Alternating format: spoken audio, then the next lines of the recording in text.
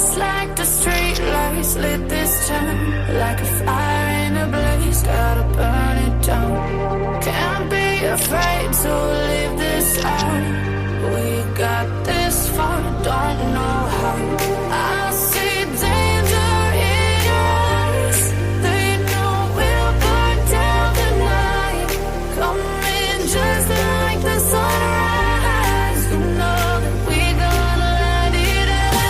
Tonight, we gonna let it out. Tonight, we gonna let it out. Just like the sunrise, we gonna let it out.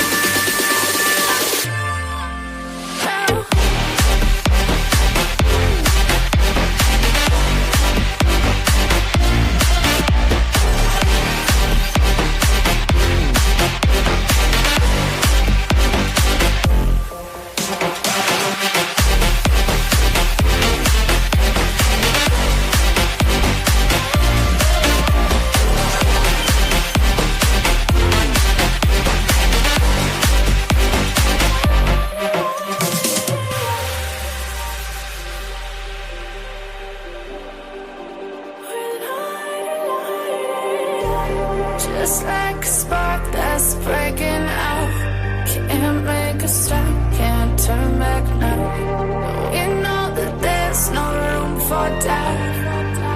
No, we can't turn back now. I see danger in your eyes. They know we'll burn down the night. Coming just like the sunrise. You know that we gonna let it out. Tonight, we gonna let it out.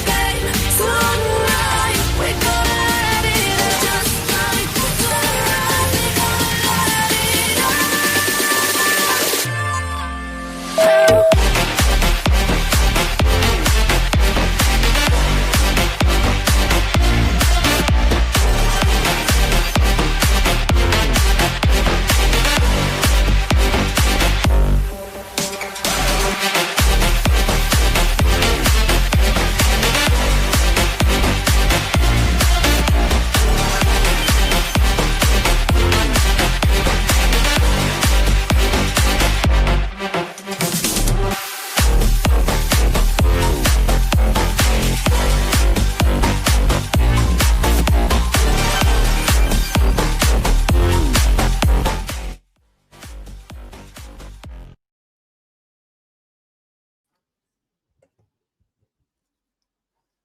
Hey, everybody. Welcome in. Welcome in. I forgot to turn the TV down in the other room, so I'm going to turn it down real quick as we're talking. But you guys probably can't even hear it. But it's distracting me, so I'm going to turn it down. I can't have background noise. Nope. Okay. I can only have my fan. That's my background noise. But anyways, welcome in, everybody. Welcome to tonight's live. Hopefully you guys have had a great Monday. It's the start of the week. You know, it's a fresh start. That's what I always consider Mondays. It is Monday, September the 15th when we're recording this, and we're live. And guess what? I'm going to tell you a little story really quick before I even tell you my name. Right before the live, I was a couple minutes late because I got a notification. Remember when we did the live the other night on Long Island serial killer Rex Heuermann? And my video got blocked and like demonetized. Like it was just like, bye. So I fought it. It was the CW because I know that I commentated through that whole thing. And I know for a fact that I like over commentated sometimes. So they released it today. So it's back up. If anyone wants to watch it, I probably won't get that many views on it because it's been a while, but I don't even care. I'm just glad that they put it back up. So that's my Monday. Hopefully you're having a good Monday yourself. My name is Tanya or Titanium Built. If this is your first time catching a live, hello, hi, and welcome. And if you're coming back for another live, thank you for coming back and joining me for another live. I do appreciate that. It is awfully warm in this place tonight. Woo. Oh, man, let's just fix that really quick. Isn't it nice when you can just sit here and change the temperature and just do those things? You don't have to get up. You don't have to fight with anybody about changing the temperature. You just do it. You just do it. Okay, we're good now. But welcome in. It's good to see everybody. So last night, if you guys were not here, it was juicy. This transcript is like a book almost. I was reading through it again today, like before the live, and I was like, oh my gosh. Oh my gosh. So welcome in. Hey, Mary Beth. Hey, Ladybug. Hey, Dawn. Good to see everybody. Hey, Maga. It's good to see everyone in here. You guys were just chit-chatting. Hey, Casey. Welcome in, everybody. I won't say hi to everybody because, but Twinkle said she caught a live. Or Twinkle could be a boy or a girl.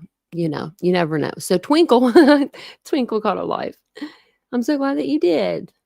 Well, welcome in. Hey, Bree. We do have the best chat here on the YouTubes. I'm biased. I'm biased.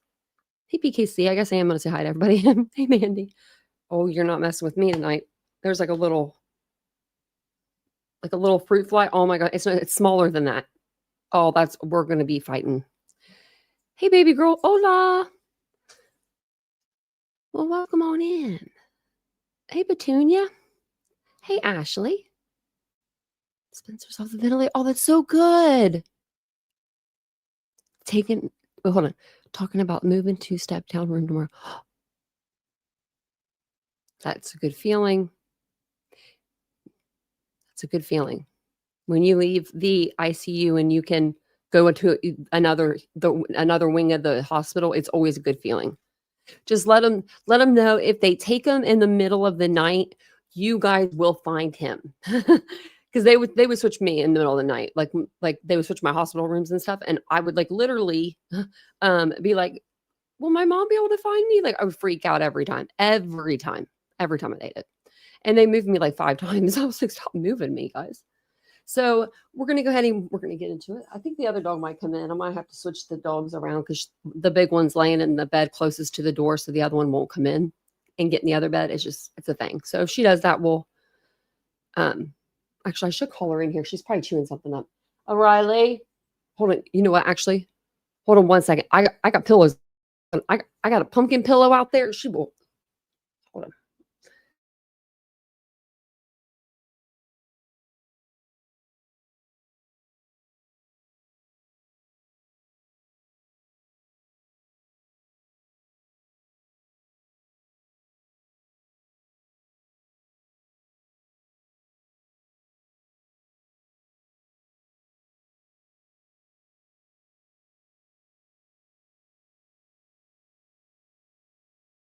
Guilty party. Come on, lay on your bed.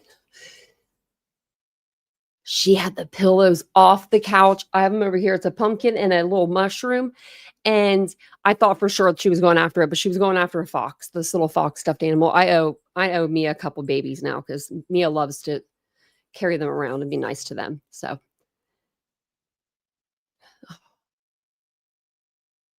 you're welcome, Ashley. And thank you for giving us an update. Hey, PJs. Well, welcome in, everybody. Okay, so if you're not sure what this case is about, I'm sure you guys know, but on March 30th, 2024, Jilian and Veronica, who we're going to be talking about today, the last name is Butler and Kelley, they vanished while driving to the Oklahoma Panhandle to meet Tiffany Adams, which is the child's grandmother, for a child custody exchange. The women never arrived at the meeting point. That's what, according to, police. But their car was found abandoned later that day, or like actually within like an hour and 45 minutes or something like that. Jilian had a thing. She must have had something set up to where if she didn't answer, they were coming to find her because it was her cousin and niece or something along those lines. Uncle and niece. I'm not sure exactly who, but they went and they found the car. But their bodies were found on April 14th, 2024. They were buried inside of a chest freezer on a property that was leased by Tad Cullum, who is one of the suspects. The killings were allegedly, as of right now, allegedly orchestrated by Tiffany Adams, the child's paternal grandmother, like I said, over an ongoing custody battle. Evidence suggests that Adams was concerned that Veronica might be granted full access, like unsupervised access and visitation with her own children. Why? I don't understand it. I didn't know you could do that. I accidentally hit the return button. Look at that. Oh, I could turn my camera off just doing that. I didn't even know that. That's cool. Okay. Sometimes I like hit the button. I don't mean to. Okay. Sorry about that. So we're going to read the transcripts tonight. I am going to pull up just their picture here, just so everyone has, knows who they are. And then, of course, these are the God's Misfits. I mean, every time I look at them, they look like a bunch of idiots. And Paul Grice isn't pictured here, but I've got a picture of him as well. But I mean, it's like, they look like a bunch of idiots. I mean, they really do. I'm sorry. They do. Tiffany Adams is the one in the lower corner. She's the grandmother. She's the one that purchased stun guns and burner phones for the ambush that they were planning on. Okay, that was the other dog going up, so she's fine. Tad Collum, who has the long beard, is Tiffany's boyfriend. He's accused of participating in the stabbing, and also they used his property, his land, to bury the women's bodies on. Then we have Cole and Cora Twombly, who are the two last remaining on the pictured here, and Dumb and Dumber. They're a married couple who was part of the group and allegedly helped with the ambush. Cora Twombly later agreed to a plea deal and testified about the plot, and we're going to read her testimony this evening. It's going to be good. And then we have Paul Grice, who is the fifth suspect, who was later picked up, or actually not picked up. He agreed to come in. Basically, I was reading earlier that he said he was brought in. They asked him for like DNA or something like that and some stuff. And he said, well, if this comes back and I'm going to let you leave, there's no warrant for your arrest. But if I come back and I need you to come, turn yourself in, I need you to do that. And so Paul agreed. And that's what Paul did. The sheriff called, or whoever called, said, hey, your DNA was a match. I'm going to need you to bring yourself in. And he actually did. So, and we read his testimony last night. I do have some stuff up here, some notes that I wrote. Okay, so he claims that Tiffany Adams manipulated him into agreeing to kill Veronica Butler by referencing like Bible verses and telling him that Veronica's children had been essayed by Veronica's brother. And I believe his name's Clint. And there's no evidence of that. So, Tiffany would tell, Paul Grice this all the time. And she was getting him like wound up because she knew he had childhood. I'm sure she knew about his childhood trauma, and it was similar. And so I do think there was a little bit of manipulation there. I mean, he still did it. He's a grown man. But I think that if he wouldn't have met Tiffany, I think that I don't think he probably would have ever killed anybody personally. I just don't. But I think that he will go with the crowd. Whatever the crowd says, he's down with it. So, I mean, there's that. So then he testified that that when he raised his objection to killing Butler's visitation supervisor, Jilian Kelley, Adams dismissed Kelley as a nobody. She did. Also, during the murders, Adams lured Butler and Kelley to a meeting point by claiming they would see Butler's. Okay, so Tiffany told Veronica, had her pull into off this road, L and 95, and they had this cattle trailer, like a horse trailer, and they were said, "Oh, your kids are inside. They're playing with a baby calf. How cute, They want to show you." I don't know why Veronica took the bait. I think I don't know why. Because she knew they tried to kill her before, and she wouldn't come out of her house. She knew what was up, He also said that he admitted to disposing of the murder weapon and his bloody clothing at the burial site. Also, he admitted that he admitted that Tiffany, when he was done killing Veronica, or he was in the process of killing Veronica, she walked in like a big circle, like a Billy Badass, right? And was laughing, this evil laugh he said he's never heard before, at anybody, just evil. Well, she is evil. Now, Paul did show remorse, but, you know, it's a little too late for that. So let me I have to go back up because we're on page 88 and I was reading earlier. So we're on the cross-examination and I'm going to pull that up. Here we go. I wonder if we can oh, you can shut that. Oh, look at that. I swear I'm like, I don't even know. I feel so old when it comes to computers and technology. When I learn something new, I'm like so excited about it. Yeah, so I'll tell you really quick about how she tried to kill her before. Okay, so they had a couple of plans on how they were going to kill Veronica, right? I believe it was Veronica, no, it might have been Tiffany's birthday. It was either Tiffany's birthday or Veronica's birthday. I can't remember exactly for sure, but it was one of their birthdays, I'm pretty sure. And she said they all went to the house, all 5 of them. All of the Misfits went to Veronica's house and they were going to kill her if she came outside. I don't know how they were going to do it that time. They might have explained it. I don't think they did though. So she didn't come out of her house. Like she wouldn't come out. Like she knew Tiffany Adams was bad news, right? She knew. So this happened within like a couple months, I believe, of the murders. And then they were going to throw an anvil through their car. You know, one of like the Roadrunner or whatever has the anvil. Well, I don't think he has the anvil, but the bad guy has the anvil. Tries to throw the anvil. Okay, yeah. They were going to try to throw an anvil through the windshield. Who would let someone do that? And who could pick up an anvil on the back of a flatbed while it's rolling down the road? I just don't even ask questions anymore when it comes. I'm not going to ask questions anymore when it comes to murderers because they're dumb. My advice would be, don't tell anybody. Don't use Google and don't use the phone at all. Don't use a burner phone. Don't use any phone. I mean, I'm not giving people advice on how to commit murder or anything, but you know, let's just think a little smartly about this, a little smartly. I don't think that's words. Let's think a little smarter about this. Hey, Marcella. Okay, so let's get started with reading.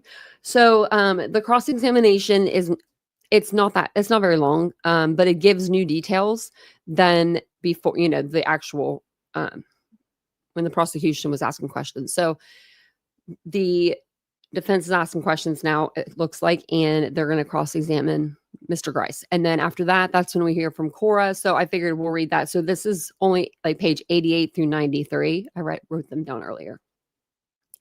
So this is by Miss Miskell. And it says, "Good morning, Mr. Grice." And he says, "Good morning.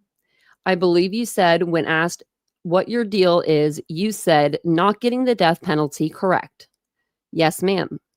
"Okay, you made an initial statement to Jason Alt and Trevor Ridgway with OSBI on April 23rd of this year, correct?"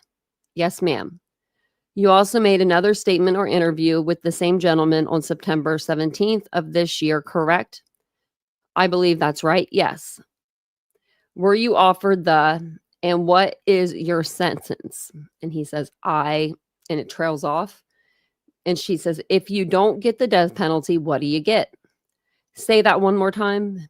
"If your sentence isn't the death penalty, what is going to be your sentence and you understand it?" As you understand it, sorry. "I haven't been told anything other than just getting off the death penalty at this time, so I couldn't give you an answer on what sentence that is." And then she says, "Okay, life without the possibility of parole, could that be possible?" "It might be. I haven't discussed that with anybody." I'm going to put, if you guys don't mind, I forgot to ask you, since I'm reading, hit the like button for your girl. It really does help me out. Also, if you want to become a member, I'm going to put it in the chat really fast, and then I'm going to get back to reading. Okay, it's pinned at the top if anybody wants to become a member. We'd love that. Actually, we're going to do it members only tomorrow because I have this room and I want to decorate. So we're going to do like a members only. It's probably going to be like early afternoon. Araya, get back in here. What are you doing, girl? Oh, I don't have any pillows out there. Okay, she's fine. Where are we at? Okay. And it says, okay, life without the possibility of parole, could that be possible? It might be. I haven't discussed that with anybody. Okay, life with the possibility of parole, have you discussed that? I haven't discussed anything. Like, he says this a million times. Like, they don't get it. Okay, other than just getting off the death penalty. And when that offer or agreement was made, was that prior to you giving your interview in September? It was part of the reason why I gave my interview in September. Okay. As well as it's right for the family because they deserve the closure. They deserve the honesty.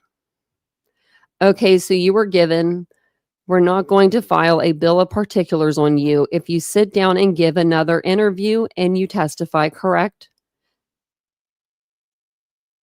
They can do that, like not file a bill of particulars. That's kind of like a probable cause affidavit. Some places call it, like there's places in Ohio that call it that. Ohio might call it that all together.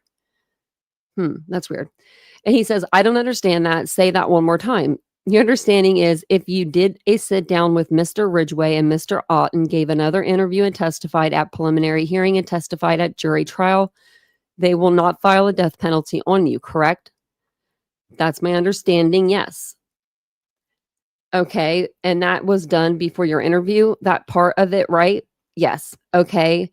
And in this interview, is this when you finally admit to killing Jilian Kelley, correct? I admitted to stabbing her, yes. Okay, so you don't think you killed Jilian Kelley. I can't give you an honest answer whether I did or not. I really don't know.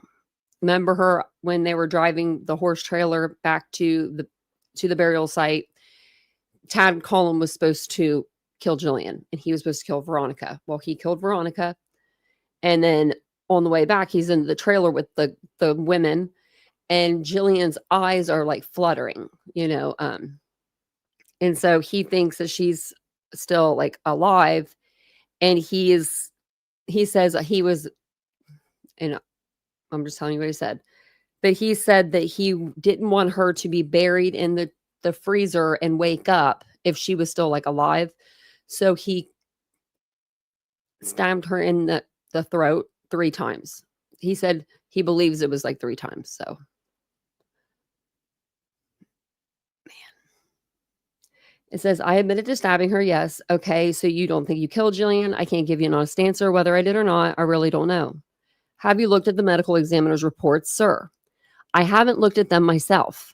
Like, when I read this to you, think about if you were a defendant on trial, because this guy has not read anything. He hasn't read anything, just what his lawyers told him. I'm like, you haven't read your own discovery? Like, you, I mean, when you're dumb, you're dumb. I'm sorry. When you don't have common sense, you don't have common sense. He says he does in this, but he doesn't. It says, I haven't looked at them myself. You have not. I had talked to them with my attorneys, but I haven't looked at them. Do you know what Veronica Butler was stabbed? Do you know that Veronica Butler was stabbed a total of 30 times? 30. That's what they told me. And you stabbed her 30 times, did you not? I believe I was the only one that stabbed her. I don't remember doing it that many times, but to my knowledge, I'm the only one that did. And Jilian Kelley was stabbed 16 times. They told me that as well. Okay, you said you testified yesterday that you only stabbed her a few times, correct? To what I remember, yes. Okay, but you told in your interview in September you admitted to stabbing her many times. Do you recall that? I do not recall that. Okay, so if it's in a transcript, that would be correct. Well, ma'am, blatantly honesty in the first 2 in the first 2 interviews, I was scared, I was nervous, and I hadn't made up my mind to tell the complete truth yet. So every statement I made in the first 2 interviews, not everything's completely true. He'd be lying in the first couple interviews. Okay, well, let's talk about that. First interview, you lied, yes. Yes. Second interview, you lied, yes. Yes. So you expect today you're telling the truth, right? My right hand to God. And what? My right hand to God, yes, I'm telling the truth. Your right hand to God, okay, so your second interview, you were sworn. Were you sworn in? Yes. It was a sworn statement, right? Yeah. So you perjured yourself, did you not? And he says, yes. Is it your hope that you're going to get out of prison someday? And he says, I guess everybody has hope, but in all honesty, I know I did wrong. I accept whatever punishment that is given to me, except the death penalty, right? I would prefer not the death penalty, but I did wrong, and I have to own up to what God says is right, whether that is through the law or God's punishment himself. So hand to God today is the day you're actually telling the truth, right? And he says, yesterday and today. Yesterday and today. Okay, all right. Well, let's go back to yesterday when you said that you went to a David Straight seminar, correct? And he says, yes, ma'am. Oh, okay. I thought maybe it was okay. And that was in, what were the dates again? What months? One was in January, and honestly, I can't remember what month it was the last one I went to. It was later in the year. Okay. And so why would it show under David Straight's list of events in 2024 that he was never in Oklahoma City? I'm going to go check on that dog. I just don't, let me just holler for her.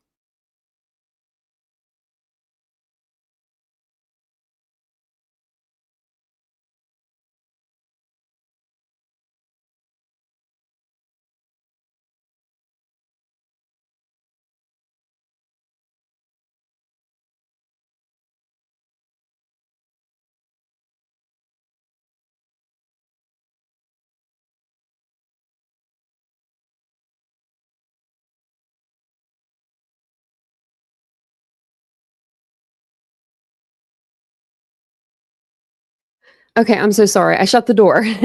They're stuck with me now. And thank you, Maga Mama. Thank you so much. I'll give the doggy some treats with that. If they're good. I'll go get, I got to go to TJ Maxx and get them new toys tomorrow. Because I chewed them up. Okay, so then it says, I may be wrong. Okay, so it says, I may be wrong on the first date. It might have been in 2023 that I went to David Straight in Oklahoma City. It's my bad on the dates on that. They were a year apart.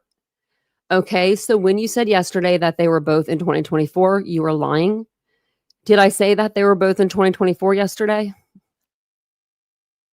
Like he can't even remember what he said the day before. I thought he was telling the truth. I just don't know if I believe him at this point. I mean, did I say that? She says, yes. Well, it's my mistake. I got my dates wrong. Have you looked over all of your discovery? Honestly, no, I haven't. That blew my mind when I read that earlier. You haven't reviewed, have you reviewed any of your discovery? Some of it, I don't really remember the details of it. He's supposed to be, right, like feeling sorry for what he's done, right? He can't even remember what he did. Like she's saying, Jillian was stabbed or Veronica was stabbed over 30 times. Oh, really? Like, huh. Like, you're the one that did it. You don't remember doing it? Crazy to me. Okay, so it says, okay, have you watched your first interview? No. Have you looked at the interview notes from OSBI about your first interview? I've gone over some of those. Okay, but again, most of them were the lies because I was scared, and that's why I'm here yesterday and today to try to make that right. Well, your whole reason for taking the deal, according to you yesterday, was to avoid the death penalty, correct? It wasn't to help the families. That's not the cause. Or I'm sorry, that's not what came out of your mouth yesterday, correct? That's the whole point of being here, is to help the families and do what's right, ma'am. Okay, so you think it helps the families to hear every gruesome detail of what you did to their family members? They deserve the closure, and whether the honesty hurts them or helps them, I can't decide that for myself. My job is to tell the truth on what happened. Did you go over this transcript of your second interview? Or that's what it says. Okay. I don't remember if we went over the second one, ma'am. Do you remember looking at the transcript? No. How many times did you meet prior to your testimony today, excluding your 2 interviews with OSBI with the district attorney's office in preparation for your testimony today? That was just one time. I met with the DA's office one time last week, and that was it, other than those 2 interviews. Man, okay. Okay, so did you meet with Mr. Leach last week or Mr. Tyos? Mr. Tyos, I think that's how you say it. Okay, or Mr. Smith, and this is okay. It says, or Mr. Smith, excuse me. And then Mr. Smith says, whatever his name is. So just the one time last week, it says, yes, ma'am. I don't know why that said that. And it says, and the question is, and I can assume your attorneys were with you, correct? My attorneys weren't present for that. That was just Smith and myself. You signed like a deal without your attorneys being with you. You're a special kind of like, what? I mean, you have no common sense, sir. It's checked out. It's checked out. It's moved out. It's gone. It's been gone because that's why you have an attorney, so they can help you with stuff. It says, okay, let's talk about when you were first arrested. That was back in April of this year, correct? Yes, April 23rd. And then listen to this. So you remember that date? And he says, or April 24th. I'm not sure, 23rd or 24th. If I was arrested for murder, I would know exactly what day I was arrested for murder. Would you guys know that? Or would you be like, I mean, it was 23rd, 24th. I've just been hanging out in the jail spa. That's probably what this attorney is thinking, like, oh my good golly. So it says, okay, you came willingly, correct? Yes. And where was that at? Four Corners. Did you go to the police station? After they arrested me at Four Corners, they took me to Texas County Detention Center. There's something on my glasses. And it says, okay, and you at first lied, correct? And he says, yes. And then you eventually, when confronted with forensic DNA evidence and the fact that, hey, man, your name is all over this, that's when you confessed to killing Veronica, right? Yes, ma'am. And then they let you walk out of there, didn't they? Yeah, they did. Because you wanted to do what? Okay. They didn't have the warrant for me at the time. Jason had given me his word. If he got the warrant, he would call me. And I'd given him my word that if you got the warrant, I would turn myself in. And that's exactly what happened. And then she says, or they say, okay, so you, after brutally murdering two women, get to go home to your family and prepare to turn yourself in, right?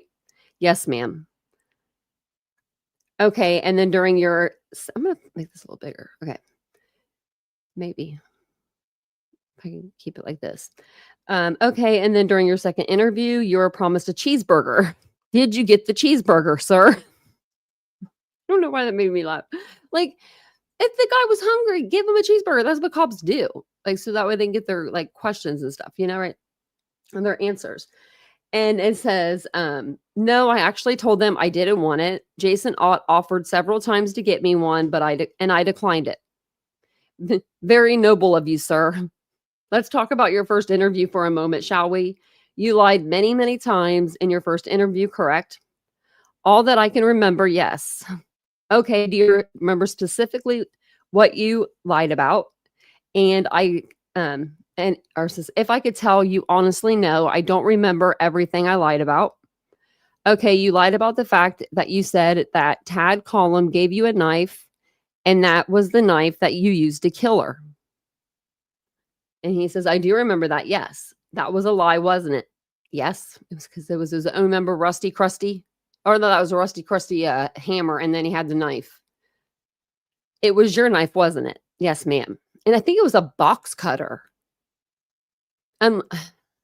Wait, hold on. I'm gonna have to go back to the autopsies. One of the women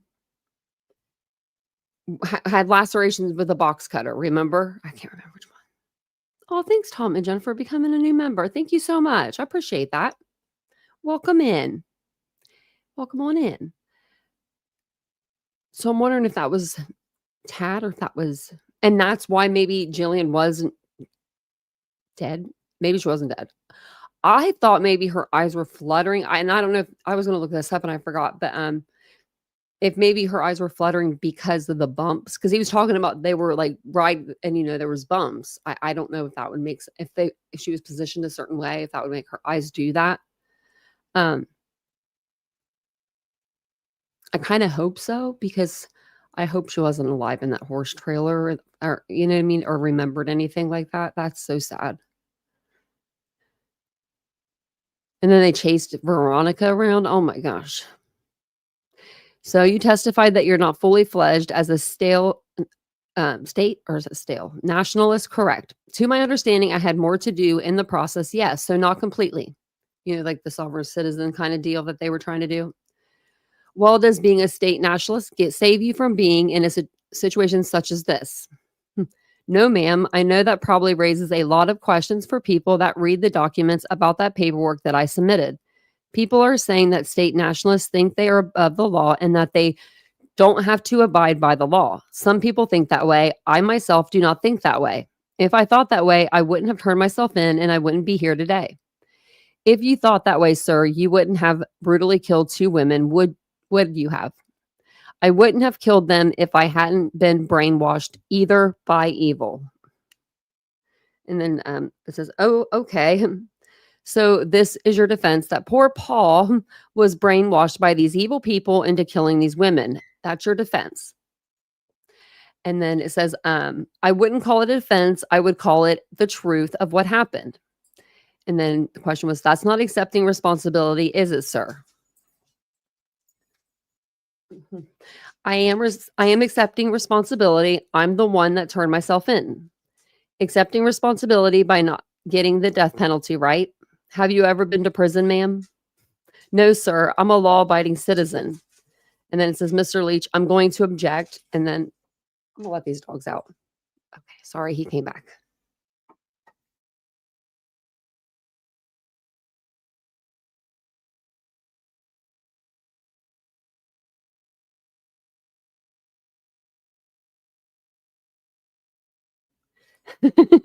I wish you guys would have heard me what I said. I said, I forget what I said. I was like, see you later. You're not coming back in.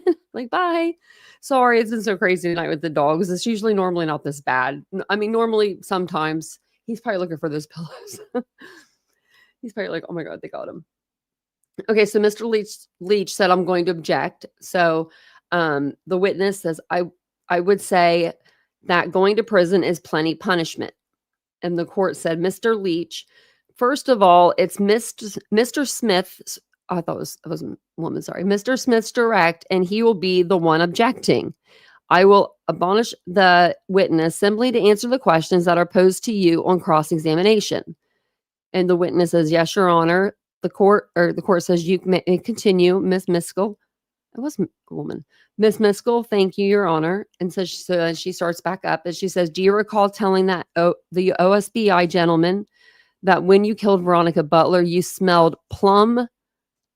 Okay, so sorry for the language. When you killed Veronica Butler, you smelled plum fucking evil coming out of her. Worse than a dead cow. Smelled like a chemical rotten soul. Do you remember saying those words, sir?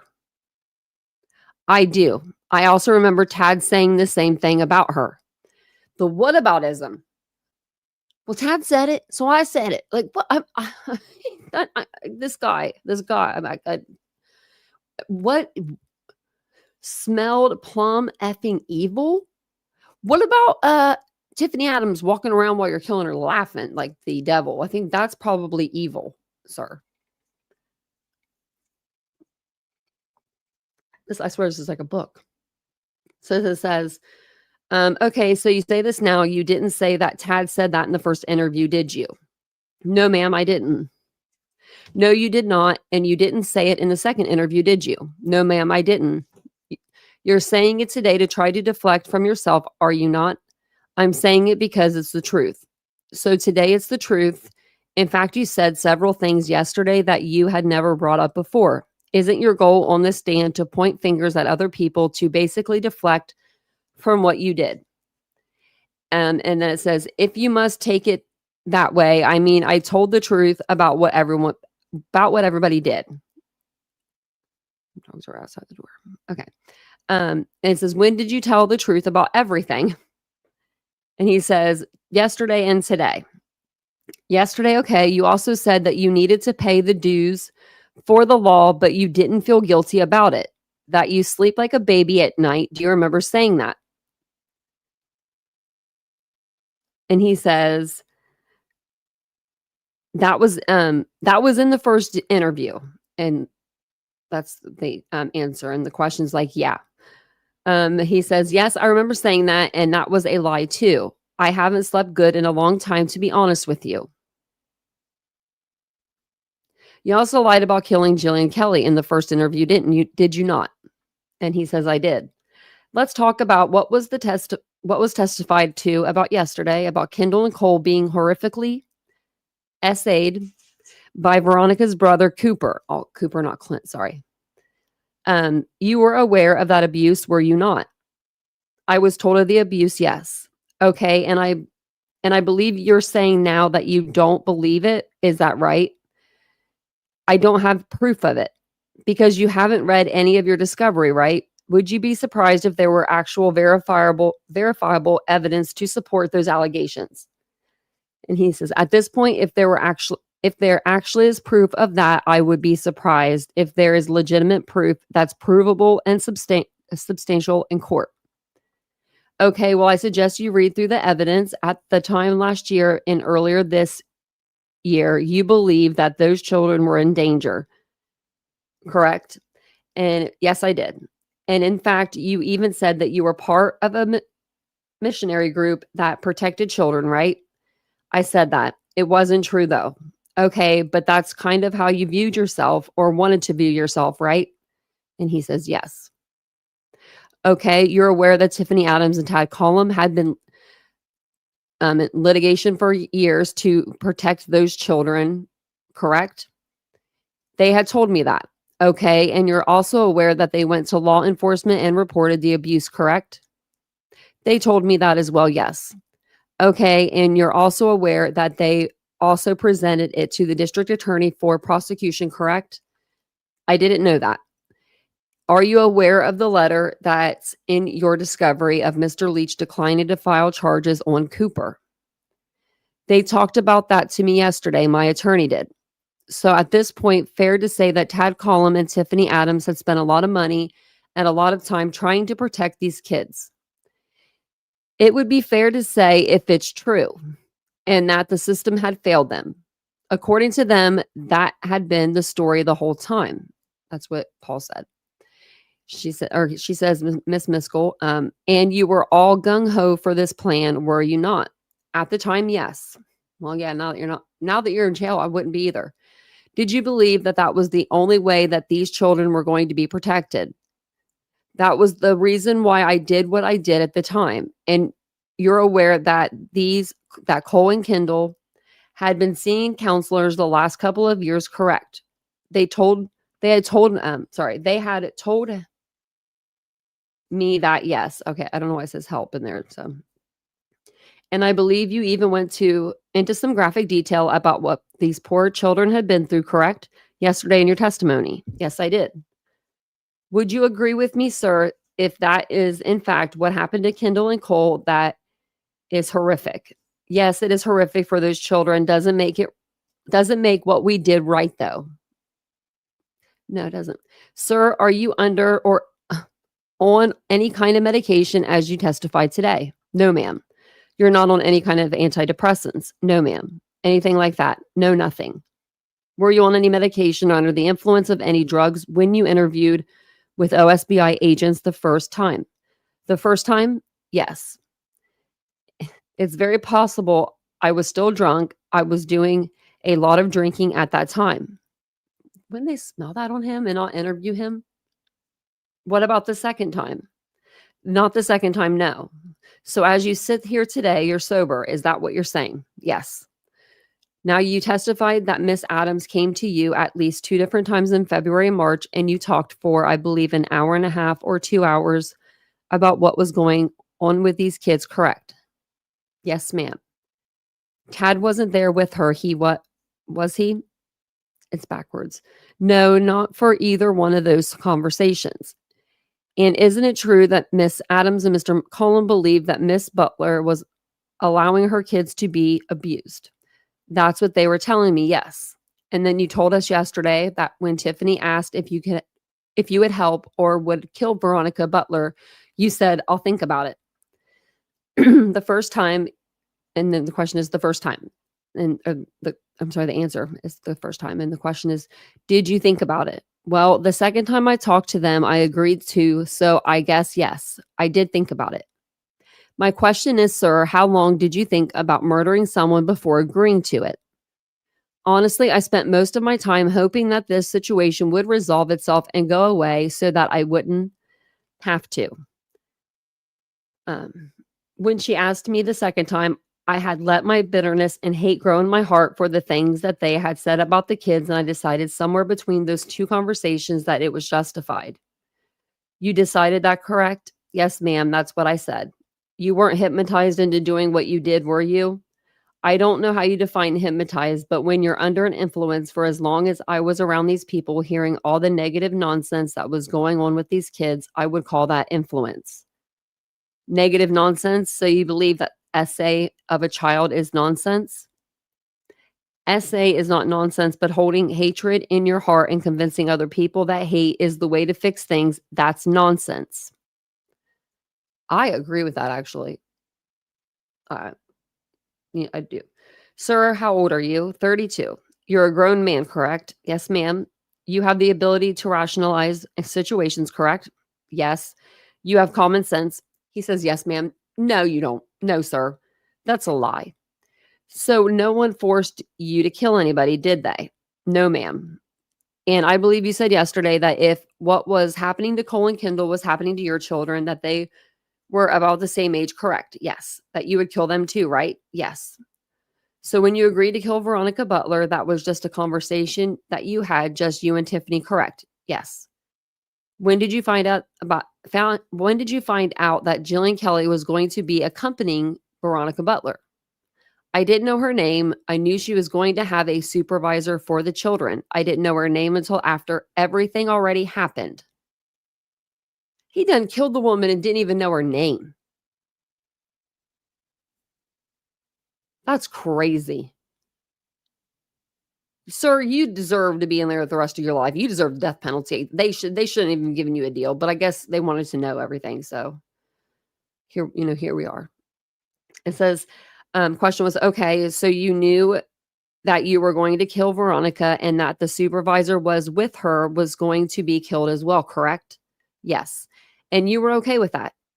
I didn't like the thought of it, but it was like Tiffany had told me that she was a witness and she had to go. That was my mentality at the time. And you testified that. Let me ask you, at any point, did any of you guys say, this is not a great idea?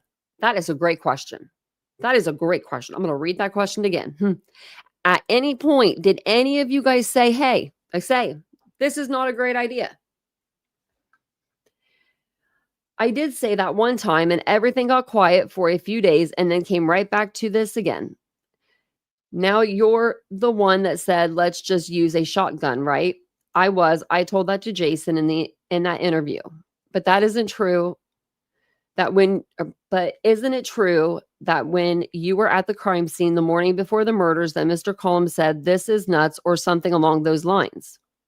I don't remember that. It might be true. I don't remember. I don't remember being there the morning before, though. You testified yesterday that Tiffany had an idea about the tasers. Do you recall that? Or had the idea?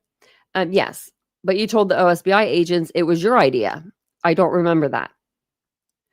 When you were asked about if you, I'm sorry, I don't know why I can't read these words. When you were asked about if you talked about tasers before that morning, you had responded that it was your idea and that it would be handy just to have tasers. So the tasers were your idea, Paul, correct? If that's what they have wrote down, I mean, I don't have any way to dispute that. I don't remember saying that. Tiffany's the one that got them, so I don't know. Okay, we already know you lied in interview 2 and interview 1. I'm asking you, since you're telling the truth, today, were the tasers your idea, as you said before, or were they Tiffany's idea, like you said yesterday? Is that the truth?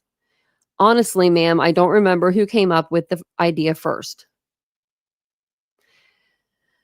So we know that you, on the morning of the murders, per your testimony, you said you had your pistol in its holster. Yes, ma'am. Your Cutco knife. Oh, shit.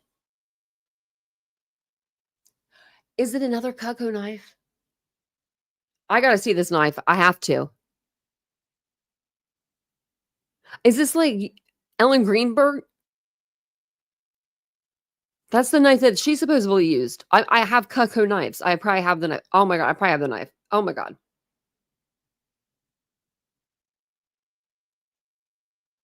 I was thinking it was a pocket knife or something. Cutco is like kitchen cutlery. Expensive kitchen cutlery. I used to work for them.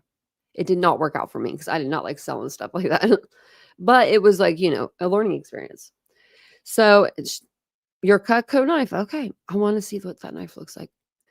I think we'll get the evidence after everyone goes to trial, and I have a trial date for you guys too. So, and then it says, yes, ma'am. A ball peen hammer and a taser, correct? Yes, ma'am. You didn't see Tad Collin with a gun that day, did you? Not a gun, but he did have a claw hammer with him. Okay, did you see him use the claw hammer? Say that again. Did you see him use the claw hammer? I didn't see him do anything. Yeah, exactly. So you didn't see him stab Jilian Kelley, did you? I didn't see him do anything. No. Okay, so you are the one that used a hammer in killing Veronica Butler, correct? Yes, ma'am. I believe you testified that you were inside the trailer, and when she came over, that you came out and began hitting her. Where's the rest of it? Where's the rest of it? It's like goes to Cora's. Like it goes to Cora's thing next. What did they do? Just cut it off? See, because this is the witness thing. Them little sons of guns. There probably wasn't much more, but still. But they were going to talk about Jillian.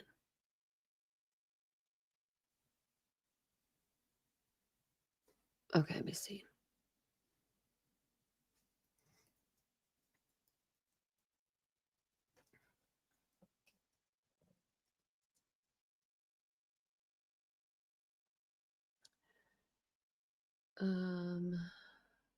That's info and affidavit.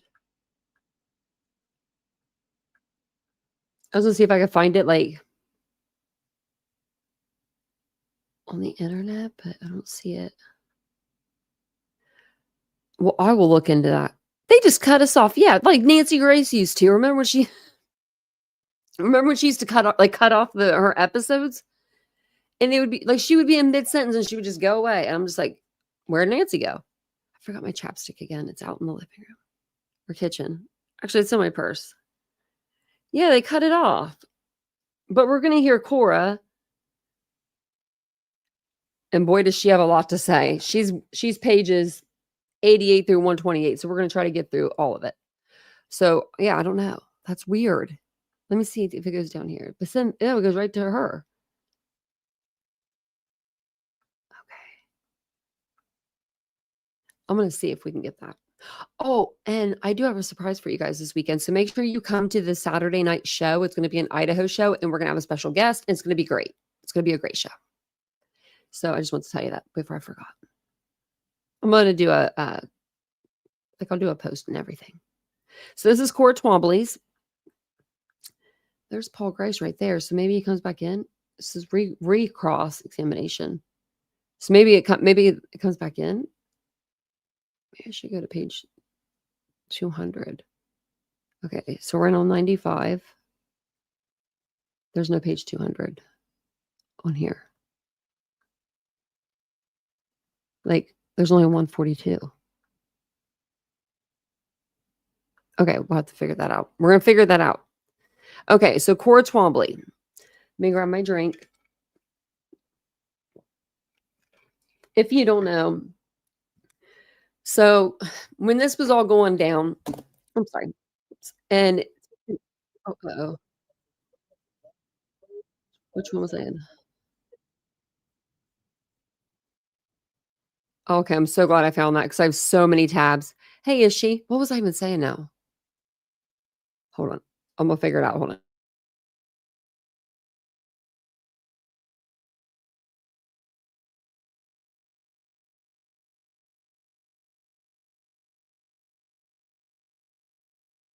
Sometimes I just go back to my iPad and go back. Okay, I was gonna tell you about Cora Twombly before I knocked everything over. So if you don't know about Cora, before when this was all going down and they were picking out their people to, bring in on the murders, right? Because Tiffany is just mesmerizing, right? I've shown you the pictures. So she was like, Cora, we're not gonna let Cole be in this. Like that's Cora's husband, right? She's like, he talks too much when he drinks. No, thank you, right? So it's going to be Paul Grice, Cora, Tad, and Tiffany. No, no Cole. Well, then all of a sudden they had him come in. Well, would I be damned if Cora didn't spill it to her 16-year-old daughter the day before the murder? She said, if you wake up around 10 a.m. tomorrow, we probably won't be here. We're on a mission. Veronica won't be a problem anymore when we're done with our mission. Like, are you nuts? Are you downright nuts? Your 16-year-old daughter. And then they had her wash the truck when they came home. I mean, these people are just evil. So she was called as a witness after having been duly sworn, Direct examination. We're just going to get it right down here. Okay. She is getting a deal. I heard it was 30 years. So forgiven for her spilling it, she's getting a heck of a deal. Now, I think we said she was 44 last night, 44. Cole is riding the wave out. I mean, they've got court dates coming up and everything. Actually, I think they have one in November, which is crazy because we just start like going over this case again and they have like one in November. Okay.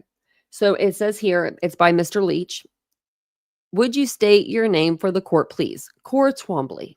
I wish I had a picture of her to put up. I do, but it'd be funny. Miss, Your Honor, if I may, can we have the microphone moved up closer so that we can hear her a little better? Oh, yeah, she being quiet. Okay, I'm gonna turn it up. I'm sorry, over here. Miss Twombly, you're soft-spoken, so you're gonna have to, okay, we're not gonna, okay, let's go through this. Okay, now by Mr. Leach. Again, would you state your name for the court, please? Cora Twombly. Is that better? Yes, Your Honor. But if the counsel could speak up a little bit, he's also soft-spoken. Prior to your incarceration, where did you reside? The Plainville School in Griggs, Oklahoma. You lived there in Griggs, yes. Is that in Cimarron County? Yes, sir. And how long did you reside there? 9 years. Are you married? Yes, sir. Who are you married to? Cole Twombly. And how long have you all been married? 9 years. And do you have any children? I have 2. What are their names? Clinton White and Kenzie White. And what are their ages? Clinton is 22 and Kenzie is 16. And does Cole Twombly have any children? Yes, sir. He has 2, one of which is deceased. Okay. And what's the name of the one that's still living? Frank Twombly. And could you tell the court around March 30th, 2024, where were your children residing? My son was residing in Carrick and Kenzie resided with us at home. Okay. And for those that were not familiar with our map, as far as where things reside out there or out here, would you tell everyone there or where Carrick is? Sorry. It is just across the Texas state line on 287. Okay. And is there a highway that runs out of Carrick that goes north and south? And she says 287. Okay. There's a highway there that goes from Carrick to Boise City, and that's at 287. Yes, sir. Okay. And is there a state highway that runs straight north out of Carrick that goes up to Keys, Oklahoma? It's Highway 171, and that's Highway 171. Okay. So 280 goes from Boise City down to Carrick, and there's a state highway that runs from Keys, Oklahoma, straight down to Carrick, Texas also. Yes, sir. If a person wanted to go from Griggs, Oklahoma to Carrick and they wanted to take take backtop? You mean like back roads? What the hell is backtop? Is that like really a word?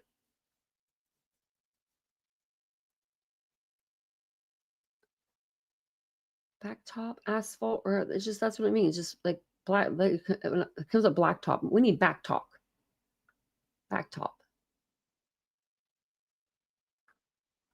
It's not coming up. That's I think that's just a spelling error. That's what we're gonna go with. Okay, so and they want to take back roads. That's what we're saying. The whole way is there a country road, blacktop. This is again that runs straight from Carrick. I mean, straight from Grigg, straight over to 171. Yes, sir. And then once they got to 171, they could run south down to Carrick. Is that where they wanted? If that's where they wanted to go, yes, sir. What, I'd like to know where they're getting with this.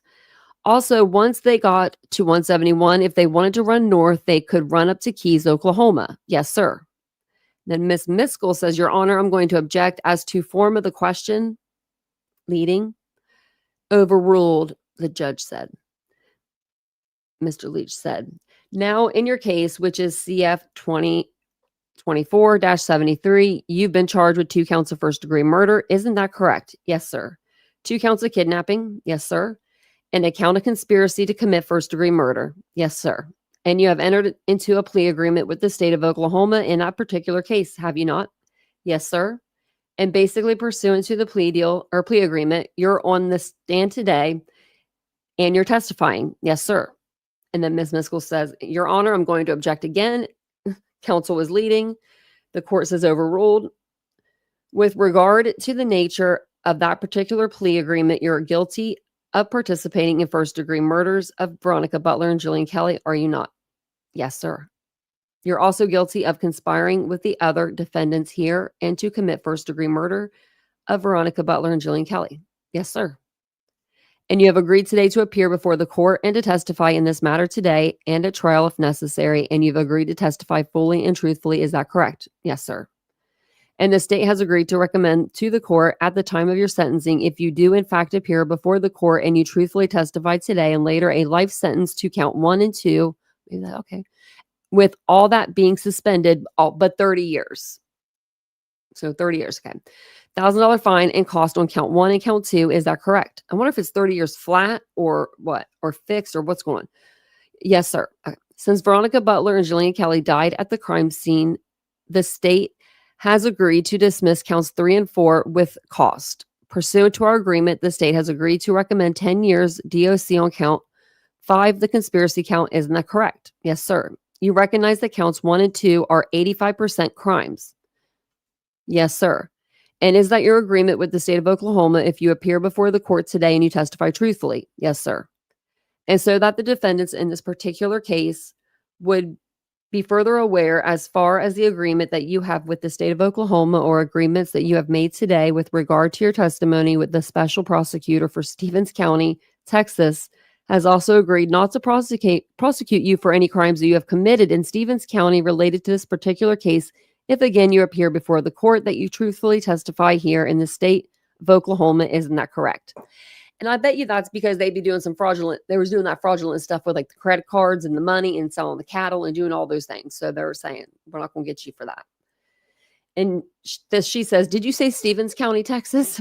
Yes, ma'am. Or Kansas? Stevens County, Kansas. I'm sorry. Yes, sir. Lastly, in this particular case, as far as for purpose of discovery, we have provided the defense counsel a sworn interview. You were put under oath and OSBI interviewed you prior to you testifying today, and you recognize defense counsel has received that and they've had the opportunity to watch your video and they've actually had the opportunity and have been provided transcripts of that video. Have you also reviewed the transcripts and have you also reviewed the video? Yes, sir. She prepared. Cora's coming in strong, right? Paul was like, nah, I didn't see any discovery. Cora's like, yeah, I watched the video and I read the transcript. She's got time, you know what I mean? That's all you got is time in jail. Read something. So in the transcript, did you find at least one thing in the transcript that was in error? Just where they put that I nodded when I actually shook my head no. Okay, so basically what the court reporter was doing is if you didn't answer the OSBI agent orally and you just moved your head, then she would put in there the word nodded. Correct. And you're saying that with regard to that transcript, that there may be 3 places in the transcript where it said you nodded, but in fact you shook your head. Yes, sir. So she read it. Was there also a place in the transcript on page 22, line 10, that needed to be corrected and show the word they? Yes, sir. Other than those changes, to the best of your knowledge, everything that you provided to the OSBI in that particular sworn video statement, is it accurate and correct? Yes, sir. When I use the term group, do you know what I'm referring to? Yes, sir. Would you tell the court how did you first become a member of the group? Well, the group came to our house. We were watching videos on a guy that does some constitutional education. What's his name? David Straight. Okay. And we were learning constitutional rights and some different things. And Paul had come over to buy a puppy. And when you say Paul, what's his last name? Paul Grice. Okay. And I visit with him about it, and he came to watch the videos with us, and the group just grew from there. Okay, when did it begin? Just approximately. After COVID 21, probably. So 2021. Okay, so after COVID in 2021, and at the very beginning, how many people were involved in the group? Just 6 adults and some adult children, I guess you would say. Okay, who are the 6 adults? Just the best you can recall at the very beginning. Cole and myself, and you say Cole, what's his last name? Twombly. Okay. Paul and Lachey Grice. Is that how you say it? Oh. Okay. And Barrett and Lacey Cook. Okay. And Lachey Grice, or I'm sorry, Lachey. Okay. He says Grace, and it's Grice. How is she related to Paul? She's Paul's wife. Okay. Now you mentioned Barrett and Lacey Cook. Do they have children? Yes. And is there a connection between their family and your family? Yes. Their oldest daughter is married to my stepson. Okay. To Frank. Okay. And again, your stepson's name is what? Frank Twombly. Frank Twombly, and it's question mark. Uh-huh. So the Cooks have a daughter that married to Frank Twombly. Yes, sir. Is it fair to say that you all have a close friendship relationship with each other? Yes, sir. When the group would meet, where would they generally meet at? At our house. And when would they meet? On Sunday evenings. And was there a point in time where they also started meeting at the Cook's place? Yes, sir. And when would they meet at the Cook's? On Wednesday evenings. And was that basically a regular thing? Yes, sir. So you started out, there was approximately 6 people in the group. And did the group grow? Yes, sir. As it grew, would you tell the court some of the other members that joined the group? Kenny Bob Tapp and his wife Rachel and his brother Josh. Okay. Tapp, Brad Grice is Paul's cousin that he worked for. Okay. Tad and Tiffany, Tad Collum and Tiffany Adams. Okay. We had a couple of young girls that came to mostly hang out with Kinsey. Okay. And when you say Kinsey, you're referring to your daughter. Yes, sir. Did Clint Twombly also join the group? Yes, sir, he did. And is he related to your family? Yes, sir. And how is he related? He's a close cousin. What was the purpose of the group? To learn our constitutional rights and how to access them, and what rights we had and what rights we didn't have, and how to use them in today's world. Well, was there a point in time where you guys had an opportunity to actually go and see David Straight? Yes, sir. And could you tell the court about that? When I went, or the first time anybody went? The first time anyone went. He had a seminar in Canadian, Texas, and my husband Cole and my stepson Frank went to see him. Okay, did that kind of fire them up a little bit? A little bit, yeah. The group started to grow? Yes, sir. What's David Straight's ideology? It's to learn your constitutional rights, okay, and how that works in the government system. I'll look up this David Straight. He's probably crazy. Okay, is he also a state nationalist? Yes, yes, sir. And what does that mean? It's a status citizenship, not a citizenship status. What? When you become an American state nationalist and get through the process, you actually are a non-resident alien by the government standards in our country. Yes. So when you do that, you're just taking away your own rights as a being an American. Like, let me get this straight. Is this really what that means? Like you go somewhere and you tell them, like, I'm cool. I don't want to be an American, but I'm not going to move. I just don't want the American title. I mean, can we do that? That's, I would never do that, but I mean, can people actually do that? That's crazy to me. And welcome in, everybody. Welcome, welcome, welcome. Yeah, it was all of them that buried her. It was Paul, Tiffany was out there, I believe, and Tad. And they took their clothes off. They was all naked. I'm like, why are you naked? And then he went home and he didn't. No one said they put on clothes. I was like, you were just driving around. I mean, I guess. Man. So it's a status citizenship, not a citizenship status. Okay. So you don't want any rights then. Okay. You don't need the cops you don't need anybody. All right. They're probably the first people to call, you know what I mean? She was cat ride. That's why I'm so surprised she got out of the car and was like, I know she was probably just excited to see her kids and she didn't, but she was thinking the other times, you know what I mean? They tried this before. It was, ugh. So then he says, they say, did Mr. Strait explain how and basically provide the information necessary so that anyone that wanted to could in fact have that status? Yes, sir. Is it a hard thing to achieve? Yes, sir. To the best of your knowledge, did anyone in your group achieve that status? Not actually, no.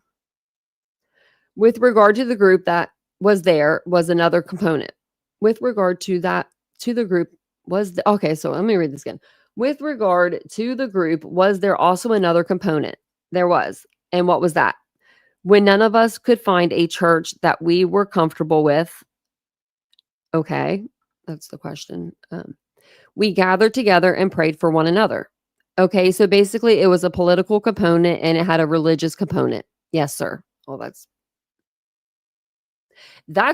just spell. I mean, that's just you're calling trouble. Like being in a group and all you're talking about is political and religious stuff. Those are the two topics that are like so, you know what I mean? So like crazy, like they're so like, most people just don't like touch on them. I mean, but I think people should. I definitely think people should. But when you put the two together and then you put people like these 5 people together, it's like a power keg, like something's going to happen. So is it fair to say as a group that you guys are real close? Yes, sir. Do you know Tiffany Adams? Yes, sir. Would you tell the court how do you know her? I've known Tiffany my whole life. She grew up in Keys and I grew up in Boise City. Okay. Did you go to high school in Boise City? I did. And where did Tiffany go to high school at? Keys. Was it fair to say that in Cimarron County, you still know everybody? Basically, growing up, how close were you two? Growing up? Not very. Where did you reside growing up? West of Boise City.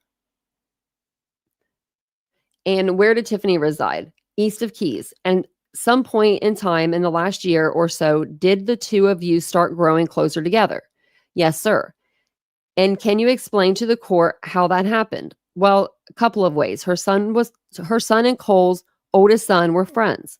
When you say her son, who are you talking? Wrangler Rickman. And that's Veronica's ex that she had the 2 kids with.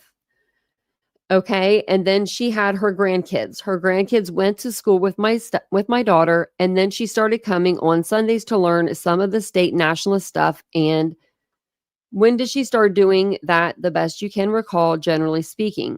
I don't know. In 2022 at some point, but I couldn't tell you exactly when. Okay. So in 2022, somewhere in there, she started becoming a part of the group. Is that the point in time that the beginning of you two starting to get closer together? Yeah, that close. Yeah.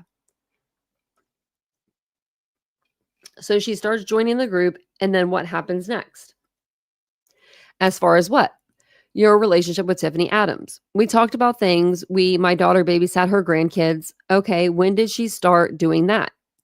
After August, after her kids were in school with my daughter. Okay, we're talking about August of 2023? Yes. Okay, so basically in August of 2023, at that point in time, the kids started going to school together. Yes. What school did they attend? It's called Kingdom First. It was a church homeschool group school.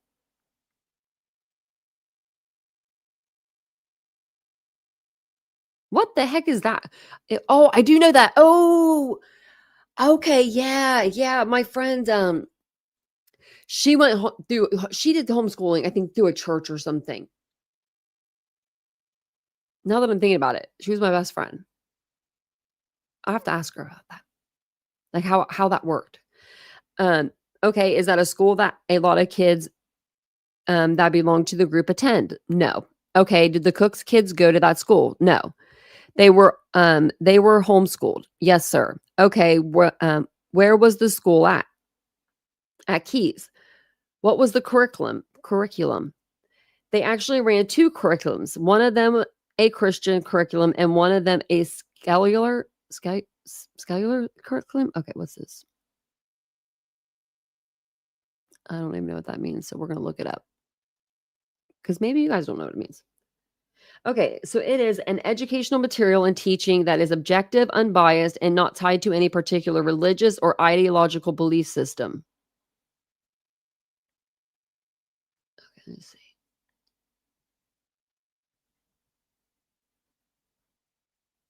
It's just religious. It's religious school. Doesn't say anything bad, but I mean, just Hey, True Crime Lullabies. Welcome in, everybody that's coming in. It's good to see you guys. Good to see everybody in chat. Don't forget to hit the like button for me. I appreciate that so very much when you guys do that. But you guys are always usually pretty good at doing that. Okay. So it says, okay, and do they combine those? Yes. So in August 2023, Tiffany Adams had her grandkids. They started going to the same school that Kinsey was going to. Yes, sir. And how did Tiffany Adams' political views compare to yours? As far as I know, they were the same. Okay, as far as the individuals that met together in the group, did they all share basically the same political views? Basically. All the constitutional rights were important. Yes, sir. How about the right to bear arms? Yes, sir. And did the group practice that right? Yes, sir. Every day? Yes, sir. At some point in time, did Tiffany Adams also start taking part with regard to the religious side of the group? Yes, sir. And do you recall when that may have been? No. You mentioned something with regard to Tiffany's son, Wrangler Rickman. Yes, sir. And you said that she had her son was Wrangler and that you guys have Frank. Is that correct? Yes, but it wasn't Frank that was friends with Wrangler. Okay, who was it? It was Vern. Who the hell's Vern? Okay, that's right. And did the two of you share as far as the problems and the difficulties that you all were having with those particular children? Yes, sir. And by sharing those things, did it help you all grow closer together? It did. And do you remember when that sharing started? No, not exactly. Do you think it would have been before August of 23? Yes. 2023 or after? It would have been before. And what were the challenges that you guys were dealing with? They were both drug addicts. And what challenges did that present to you as an adult? To me, yes, as a parent. Just to watch his son go down that road and not be able to help him and to lose him to it in the end. And this is Cole's son that passed. Oh, man, that's sad. I don't care who you are. Yes, sir. And as far as your relationship with Tiffany Adams, at some point in time, were there some additional issues that drew the two of you closer together as far as commodities? Her grandkids and their situation. Okay, so you got Paul. He's an easy bait because he had childhood trauma, like some serious stuff, right? And she's saying that these, Veronica's kids were being, essayed by Cooper, which is Veronica's brother. And then you have Cole and Cora that just lost a son to drugs, So something horrific, very traumatizing. I mean, she picked these people. They were easy to pick, right? Like they were just down and out. Man. It says, and how did you become aware of the situation? I knew that Tiffany had been in court trying to get the kids, get custody of the kids. Okay. And at some point she told me that they were being abused where they were at their mother where they were at with their mother by their uncle. And I watched these kids on every Sunday and every Wednesday. Okay, so I cared for them. And Kenzie babysat them. And Kenzie babysat them. Kenzie and I both babysat them. How often would you say that Tiffany Adams would visit you and talk to you about those kids? Depends on what was going on. Sometimes I talked to her once or twice a week, and sometimes I wouldn't talk to her except Sundays or Wednesdays, depending on what was going on. Okay, what was it? Okay, was it a topic that was just shared with you, or was it also shared with other members of the group? I know she shared it with me. The rest of the group, I'm pretty sure, was aware of it. I don't know if she shared it with them or not. With regard to anything she told you as far as the abuse that she believed that her grandchildren were suffering, did you ever receive any documentation or anything that would verify anything that she was telling you? Just the behavior of the kids that I saw, and then I didn't see any documentation until after we were arrested and I was shown the court documents from where she had been fighting with the kids. Okay, or fighting for the kids. Okay, and did she share with you as far as what was going on in court and what was going to be happening and all that kind of stuff? She did. Okay, what did she tell you? After the last time she came to court, basically she couldn't afford to fight in court anymore. When was that? After August of last year. Okay, so sometime after August of 2023, at some point in there, she was starting to have some financial issues. Yes. Do you know the last attorney that she hired? Do I know him personally? No. Do you know what his name was? No, sir, I don't recall. Do you remember her talking about him? Yes. Do you remember when she fired him? I don't remember when. I know she told me he wasn't going to work because he was costing her too much and he wasn't getting any results. Okay, if you recall, was that in early 2024? I believe so. If you know, did Tiffany Adams visit with you as far as a deadline the court had given her to hire an attorney? I knew she had a hearing coming up that I assumed she would have to have an attorney for, but I don't know what that date was. Okay, exactly. The answer is okay. Question is, was it April of 2024? The answer is probably. Are you familiar with, did she visit with and talk to you at all with regard to how they were doing visitation? I knew that she was driving the kids to Huginton on Saturdays for the kids to spend the day with their mom and then picking them up again and bringing them back. Okay, was the visitation supervised or unsupervised? Supervised. And how did that part of the visitation work? The last court that she went to, Veronica had a list of supervisors that she wanted to use, and Tiffany was not happy with those. Tiffany, these aren't your kids. Sorry, these aren't even your kids.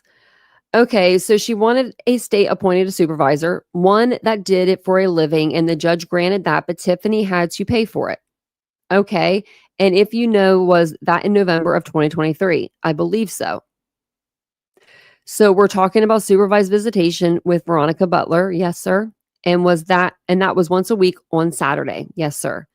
And it was like around 10 hours a day or something. Probably. Do you know who the supervisor was that Tiffany Adams was using? I believe her name was Cheryl. Cheryl Brune. It was Cheryl Brune. Okay. Okay. Cheryl Brune from hers in Texas County. Okay. If Tiffany Adams chose on a particular day not to use her supervisor, Cheryl Brune, then what would happen? Then Veronica would have to provide the supervisor. Okay. And were there some supervisors that Veronica could utilize that were approved by the court? I assumed her list had been approved by the court. Okay. Do you know who they were? No. Do you know if Jilian Kelley was one of those supervisors? I would assume so, but I don't know that for sure. So Tiffany Adams is running out of money and she has a problem with regard to the grandkids and Veronica Butler. Yes, sir. At some point in time, did she visit with you and talk to you about how she was planning and addressing that problem? She did. And what did she say? She asked to come and visit with me after they dropped the kids off at school. Okay. And in the conversation, she told me she needed to get rid of Veronica. So, okay, she is getting people by, okay, so it wasn't like it was a group thing and she was like, okay, announcement, it was like she was taking them like one by one, maybe. Okay, and do you know approximately when that conversation took place? Sometime after school started in August. When she told that to you, what did that mean to you? You talk about getting rid of someone. How do you interpret that? Dead, that she was going to kill her. Did you mention anything to law enforcement? I did not. Is it fair to say that Tiffany trusted you and that she thought you would, that she believed that you probably wouldn't go to law enforcement? I assume so, yes. Seems to me it would take a lot of trust to tell someone something like that. At this point in time, did she ask anything of you? Not at that particular time, no. Was there a point in time, and I'm just going to generally say this, in essence, where there was like a call to arms to Tiffany's residence? Do you know what I'm referring to? Like a call to arms. Oh my God. I do. When you say Tiffany's residence, where did Tiffany Adams live? East of Keys. I'm loving this, that like it's different than Paul Grice's testimony. You know what I mean? They're not asking the same questions. We're not just, regurgitating the same stuff. So, and welcome in everybody. Sorry, I'm not like reading the chat too much. Are you going to bed, baby girl? Hola. Good night. Thank you. Am I like, okay, I'm with the chat. Okay. Sorry, that paused my iPad. Okay. So then it says, and did she live on Blacktop? Yes, sir. How far from Keys did she live approximately? Approximately 4 or 5 miles. Okay. And what happened? She had called me and said that Wrangler and his girlfriend at the time were going to bring law enforcement and come take the kids from her house. Okay. And was that based on the fact that originally there was a decree from the court that granted Wrangler custody of the kids? And I read that. Yes, sir. Tiffany never had custody of the kids. No, sir. So question, Tiffany never had custody of the kids. No, sir. Why didn't Veronica just take her babies? Hey, Kira. I mean, really, why didn't she just take her babies and be like, when Wrangler gets out of freaking rehab, then he can have his, his like, we'll go back to the custody one-on-one, but I don't want them around the grandmother. This is so sad. So is it fair to say that she financed Wrangler so he could get custody so she could have the kids? It's fair to say that she financed Wrangler. Okay. And did she end up with the kids? She did. So Wrangler kind of turned on her. Yes, sir. Oh, Wrangler. What happened? I feel like this is like spilling tea. She just asked if we would come over and be there. So nothing, basically as witness, is what she wanted. Okay, who did she reach out to? To myself and I guess Tad and Paul and Barrett and Lacey. Okay, when you say Tad, call him. Okay, Tad, call him. Okay, you said Paul. That's Paul Grice. Yes, sir. And the cooks were there. Yes, sir. Was everybody armed? Yes, sir. Did they even bring some extra guns? A couple. Wow. Okay, what extra guns were brought? I believe they were ARs. Okay, that ain't like a 22 or something. You know what I mean? That's an AR. That's not like an extra gun. That's a piece of machinery right there. I think Tad brought one and Paul brought one, if I remember correctly, because he asked who brought them. Okay, was Kinsey also there? Her daughter. Yes, sir. Do you know approximately when this happened? No, I'm not sure what the date was. Okay, after August of 2023, and what happened? Wrangler and his girlfriend showed up. Cimarron County Sheriff Deputy, Sheriff and a city cop showed up. A lot of yelling and screaming in the driveway, and eventually Wrangler and his girlfriend left. Oh, I think this must have been when Tiffany was holding the kids hostage, maybe. Okay, did anyone ever come back later on that day from the sheriff's office to try to take the kids? Not that I'm aware of. What was the intent of the group? What were you all going to do?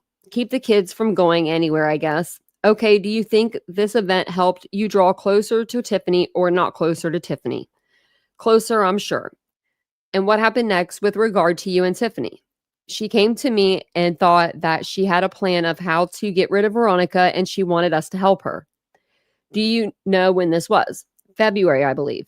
Okay, would that have been after this event at her house where everybody showed up with guns? Yes, sir. Okay, what was your response? She's asking for your help. What did you tell her? I told her we needed to do what we needed to do to keep the kids safe. At that point in time, she presented any kind of plan. Did she present any kind of plan to you or anything? No. When you all met at Tiffany's house, call to arms, and all of you were at Tiffany's house, was Cole there? Yes, sir. And when you say Cole, you mean Cole Twombly? Yes, sir. Any idea? Sorry, guys. Any idea why Tiffany just called you guys to come to her house as far as call to arms and she didn't reach out to anyone else in the group? And then Miss Miskell steps in. Your Honor, objection calls for speculation. Court overrules it. If she knows, she may answer. And then question, if you know, and she says, I don't know why she didn't call anyone else. Do you know why she reached out to you with regard to asking you to help her murder Veronica Butler? Because she knew I cared about the kids. You've mentioned Paul Grice. Yes, sir. Do you know Paul Grice? Yes, sir. How long have you known him? Since he was a little kid. And from where? From it says one of his sisters and I were close in high school, and I knew him when he was at home. And he was a member of the group. Yes, sir. And you know Tad Collum? Yes, sir. You know him from where? Knew him from when we were in high school too. Where did he go to high school at? Keys. And did he have a relationship with Tiffany Adams? He did. And what was the nature of the relationship? They were a couple. So Dan, they was a couple since high school. Do you know how long they were a couple? Not exactly, no. Maybe they were a couple, they broke up and they met up again. I don't know. When Tiffany asked you, visited with, and asked you and talked to you about if you would help her kill Veronica Butler, did the two of you discuss any options besides killing Veronica Butler? Any better ideas? Not that I can remember. You told us at the very beginning that Tiffany didn't have a plan, that she just asked you if you would help her kill Veronica Butler. Did that change? Yes, sir. What happened next? She came to me and said that she had a plan to make it look like it was an accident. Okay, what was her plan? That a lot of the roads that she drove down were local roads, and you said that she drove down, that Veronica drove down going to work. Okay. That it would look like an accident if a vice bounded off a pickup and landed in her windshield. We're shutting this live down right now. I mean, this is ridiculous. Really?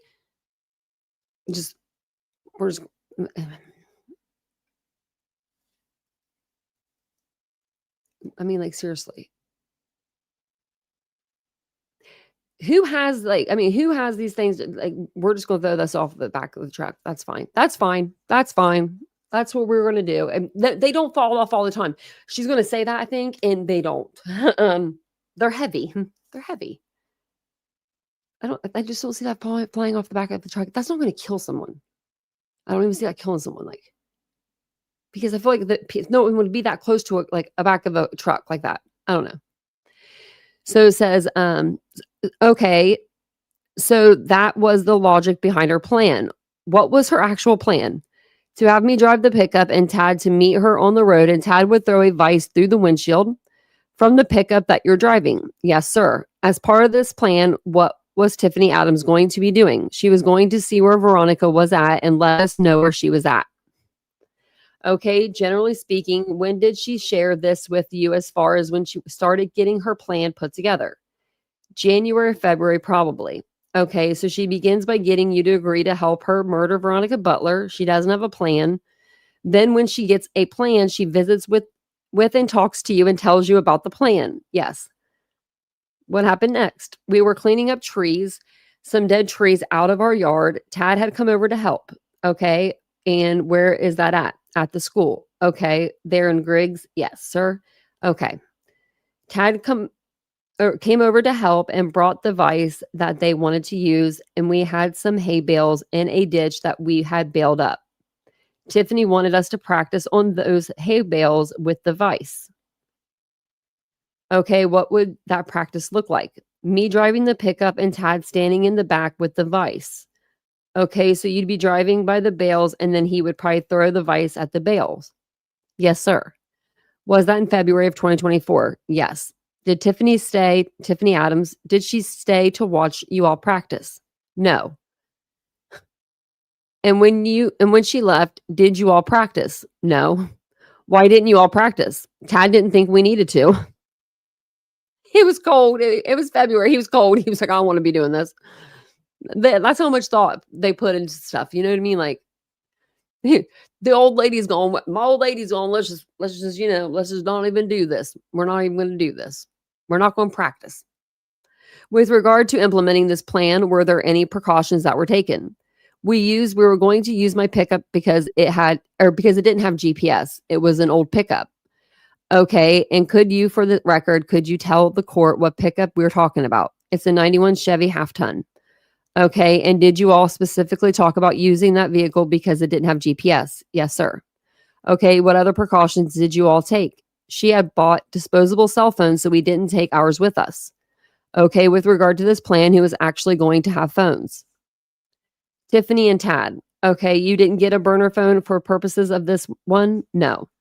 And what was the purpose in them having phones? So that Tiffany could let us know when Veronica had left her house and where she was going. Okay, so Tiffany's supposed to be at Veronica's house and she keeps watch. And then where were you and Mr. Cullum going to be at? We drove to Rolla, Kansas. And what was the plan? And that was the plan. Yes. Is there a specific reason why you all thought that Veronica Butler might leave her house that day or that night? It was her birthday. So the plan was that this was to take place on February 28th, if that's her birthday. And what did her birthday have to do with it? Tiffany thought she would probably go out somewhere to celebrate. Okay, and did Veronica Butler, did she have a fiance? I believe so, yes. And did you all discuss and talk about the fact that the fiance might be with her? There was a probability that he would be with her, yeah. Had he been with her, what was that going to change the plan at all? No. So you all had this plan. Did you all try to implement the plan? Yes. So on February 28th, well, before we get to that, let me ask you this. Did Kinsey, your daughter, did she find out what you all were doing? Yes. So she knew back then. How did she find out? She had asked me what Tiffany and I were talking about. She knew the kids, so I told her what I knew to be the situation. And then the day we were cleaning out trees, she had seen the vise in the back of Ted's pickup and asked what we were talking about. Did Kinsey already know what Tiffany Adams was planning on? Did Kinsey already know that Tiffany Adams was planning on killing Veronica Butler? Yes, I believe so. And she saw you all there with the vise and she asked you about it. Yes, sir. And you told your daughter, I knew you told your daughter about the murder, but you told her about this too. What did you tell her? I told her what the plan was. You've listened to the audio statement. She provided the OSBI. Is that correct? Yes, sir. Did your daughter know what the vice was? Not from listening to that, no. What did she think a vice was? An anvil. Okay, so that's how we got the anvil, because we were hearing that there was an anvil that they were going to throw from the car, right? But I'd heard a vice somewhere in there also. My dog is like sitting right out there. So okay, we're getting the tea, we're getting the real deets here, because everyone was saying anvil. Okay, so it was a vice. Still, I mean, they could pick up a vice better than an anvil, but anvil's just so much better.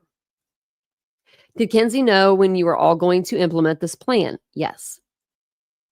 She's probably so scared. So on February 28th, you all go ahead and implement the plan. You are going to go to give it a shot. What vehicle are you driving? My half-ton. Anyone in the vehicle with you? Tad was. Did you all have your personal cell phones with you? No. Did Tad Cullum have his burner phone? Yes. What was Tiffany Adams driving? Her black pickup, I believe. Okay. I say that I don't know for sure. I never actually saw her. Okay. What was her job? To let us know when Veronica left and where she was going. She had She didn't want her hands dirty. She was like, I'll be the lookout. You guys go ahead and just do this for me. It's crazy. So let us know when Veronica left and where she was going. Okay, where was she supposed to be at? Veronica or Tiffany? Tiffany. Hugoton. Where in Hugoton? I assume close to Veronica's house. Okay, because she's supposed to tell you when Veronica left the house. Yeah. When Veronica leaves the house, that's when Tiffany Adams is supposed to do. Okay. When Veronica leaves the house, then what's Tiffany Adams supposed to do? So let us know which direction she goes and follow her, I guess. Okay. And then what was supposed to happen? And then we were supposed to meet her on the road, okay, and throw the vice. And you say we. Who's that? Tad and I. Okay. So where were you and Tad Collum stationed at? Rolla. Okay, so Tiffany Adams is supposed to follow her when she leaves the house. It's her birthday. You all are in Rolla. And then what was supposed to happen next? We were supposed to drive wherever Veronica was driving on the road. Okay, and meet her on the road. Okay. And Tad was going to throw the vice from the back of the pickup into her windshield. Okay. Did it make any difference if it was a dirt road or a paved road? I thought they were planning on a dirt road, but I don't know. Okay, they were hoping for a dirt road. Right. What happened? Tiffany called and said that Veronica had left her house, but just went to a friend's house across town and didn't look like she was going anywhere else.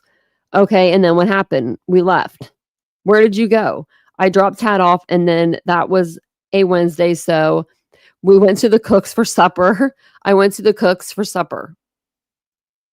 Like, they just gave up that easily. Why didn't they wait at the friend's house and wait for her to leave the friend's house and do it?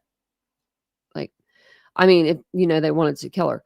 With regard to this Hugoton plan, did Cora Twombly know about it? Did you tell him? Objection. Spousal privilege. Your objection? Spousal privilege. Judge, we're not asking for anything that Mr. Twombly may have told her. Just want to know if she told Mr. Twombly. Objection will be sustained. Okay. Was Cora Twombly, was he aware of what you were doing? He knew I would be gone. I assumed he knew what we were doing. Okay. When you all got back, this was February 28th. When you all got back, did you ever try this Hugoton plan again? No. What happened next? As far as what? You didn't do this plan, right? Okay. The court says, ladies and gentlemen, as we move towards March 24th in the March 2024 in the testimony, I think this is an appropriate time to take a 15-minute break. Okay, we're going back. Okay. So we're back. Ms. Twombly, you've explained to us, I believe, if I'm not mistaken, that Kenzie knew what you guys were going to do on February 28th. Is that correct? Yes. Did she find out after February 28th that you all had not been successful? Yes. Well, obviously. How'd she find out? She asked me and I told her. They were like best buddies. I was a mother and daughter. That was like a best friend relationship, It's crazy. Oh, it was stupid plan, is she? All their plans were dumb. All their plans were just ridiculous. Was a new plan developed? Yes. Generally speaking, when you all would visit and talk about a plan to kill Veronica Butler, when would you guys meet? Usually on a Sunday or a Wednesday when we were all together. Okay, now the big group was also there on Sundays and Wednesdays also. Is that correct? Yes. So how did you guys get together if the big group was there too? We went outside to a vehicle or away from everybody else. Okay, and at that point in time, that's when you all would discuss the plan or whatever it is you guys were going to do. Yes. Was there any kind of rule or any kind of practice that you all would follow with regard to cell phones? We just didn't have them with us. Okay. And is that something that each of you followed? Yes. Veronica Butler and Jilian Kelley, they were killed on March 30th. So basically at this point in time, we talk about the new plan. We're talking about a time period from March 1st to March 30th. Is that correct? Yes. That's kind of what our window is now. Yes. So the question is, could you tell the court, how did the new plan develop? They came to me and said they had a new plan. Okay. When you say they came to you, who came to you? Tiffany. Okay. What did she tell you? That on a Saturday when she came to get the kids, that she would have a horse trailer and that they would lure them into the trailer or Veronica into the trailer and kill her. My job was to sit and wait for her to come by and then to pick up whatever cell phones were there and Tiffany and take her home. Okay. And at the very beginning, when she presented it to you, is that what she presented to you? Generally. Okay. Not all of the details. Okay. But basically. Okay. And then later on, did you all discuss and talk in more details with regards to the plan? Yes. With regard to the implementation of this new plan to begin with, how many people was it going to take? 4. And who were those 4 people going to be? Myself, Paul Grice, Tiffany Adams, and Tad Collum. Do you have any knowledge about how Paul Grice was recruited? No. Were you present when he was recruited? No. So at some point in time where the 4 of you then meeting, I'm sorry. So at some point in time were the 4 of you then meeting as far as these groups on Sundays and Wednesdays? Yes. So it be basically, so it be Tiffany Adams, it says every word, Tad Collum, Paul Grice, and yourself. Yes, sir. And when you were all visiting and talking, was there like any exchange of ideas with regard to what would work best or not what would work best? How did it work? The discussions. To some extent, yeah. Okay. But not the overall plan, just little details. Okay. Like what, for instance? Phones, which vehicles, which trailers, or those trailers, that kind of thing. Okay, take me through it then, what each person was supposed to do here at the beginning. What were you supposed to specifically do? I was supposed to, 1, provide the vehicles because ours were old enough, they didn't have GPS on them. Okay, so you were going to be using your truck. Yes, okay. And then it was, they wanted me to wait for the car to come by and let them know when she was coming. And then, like I said, pick up the cell phones, put them in a box where they couldn't be traced, and take Tiffany to her house. Okay, and where were you supposed to follow? When you say follow her, who are you talking about following? Who were you supposed to follow? Oh, Veronica. Okay, Veronica Butler. Yes. And were you supposed to follow her from? And where were you supposed to follow her from? From the north, from Elkhart down. Okay, where did Veronica Butler live at? Hugoton. Okay, who all was going to have burner phones? I would have one, and Paul, Tad, and Tiffany would have one to start with. Okay, and then the 3 of you would be communicating with each other. Yes. What was Tiffany Adams' job? To get them into the trailer. And how was she going to do that? She was going to lure them under the guise that the kids were in there, I think. Okay, and what was she going to tell them that the kids were doing? I don't know for sure. Okay, so Tiffany Adams was supposed to lure Veronica Butler. At this point in time, did you know Jilian Kelley was going to be there? No. So she was supposed to lure them into the trailer. Whenever Veronica Butler made it into the trailer, then what was supposed to happen? Then they were going to kill her. Who was supposed to kill Veronica Butler? Paul and Tad. Okay, and then after that, what was going to happen? Then after, they were going to take them to a hole they had dug and bury them. Okay, do you know where the hole was at?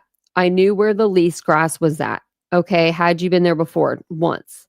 How were they supposed to be buried there? In a freezer. Do you know why they were using a freezer? Because they didn't want anything to dig them up. After the freezer was buried with Veronica Butler in it, what was supposed to happen next? As far as the burial site.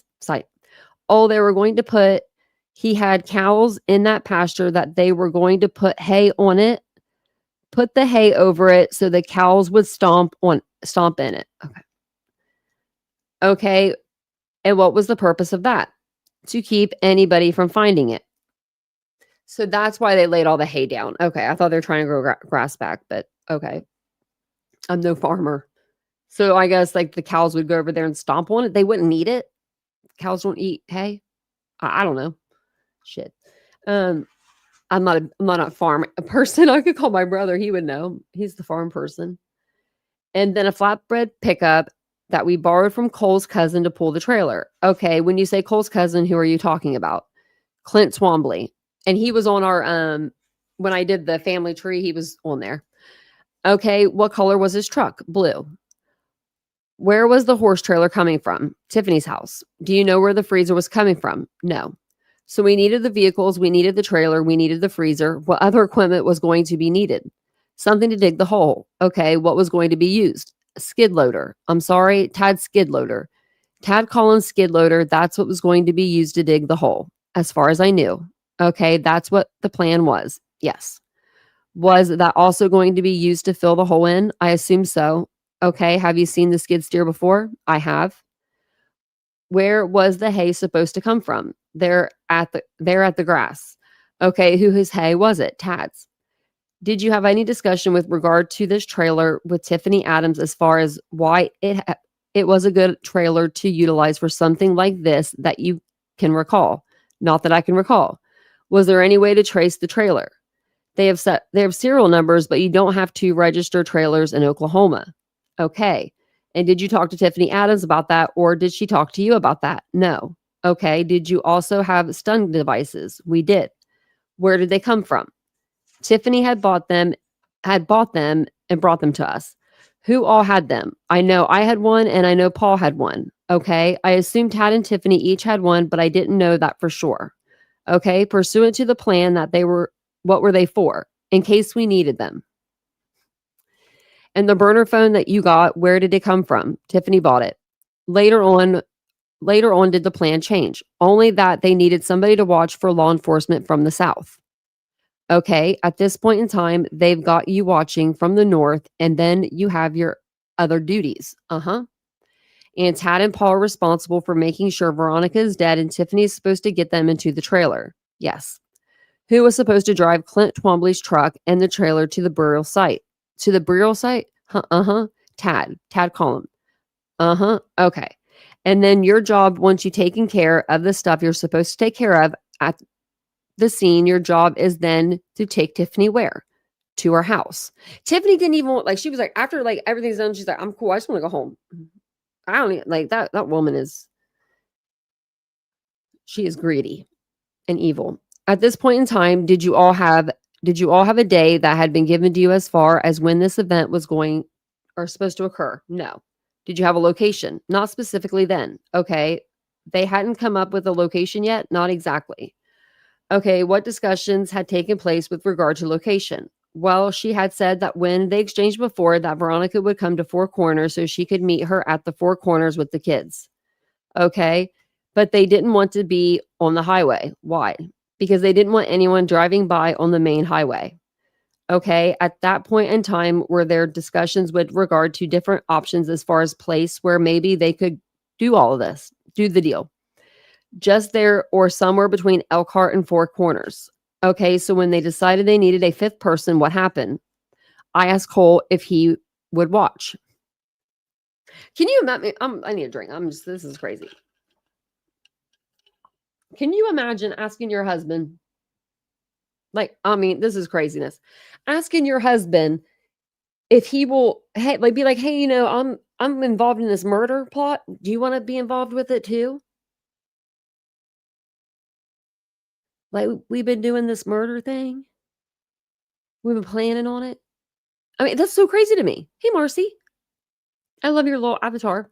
The little peanuts. The little Charlie Brown one. Okay, crazy to me. I needed a second. Okay. I've been reading for almost 2 hours. I can't believe that. How much longer? Man. Yeah, we're going to cut her part short tonight. I thought I could read it, but man, through 128, I can't get that far. I'm at 108. We'll read a couple more pages, and then we'll definitely come back to this tomorrow because this is getting nuts.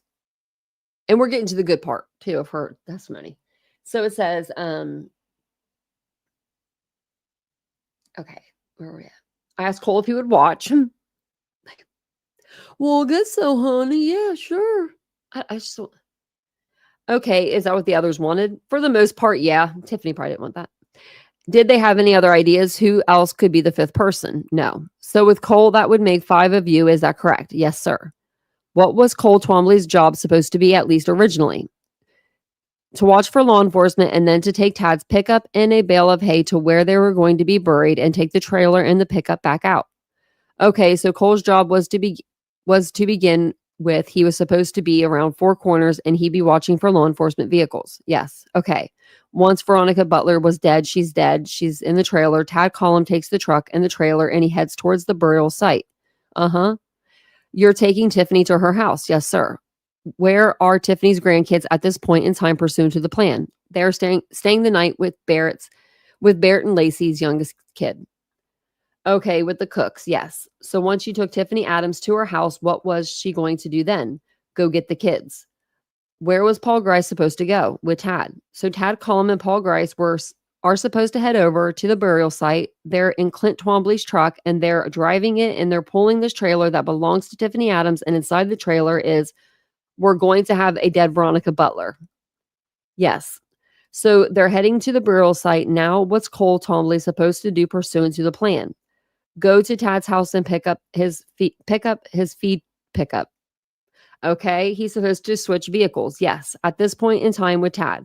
He's supposed to drop off one pickup and pick up another one. Okay, pursuant to the plan, whose vehicle was Cole Twombly supposed to be driving?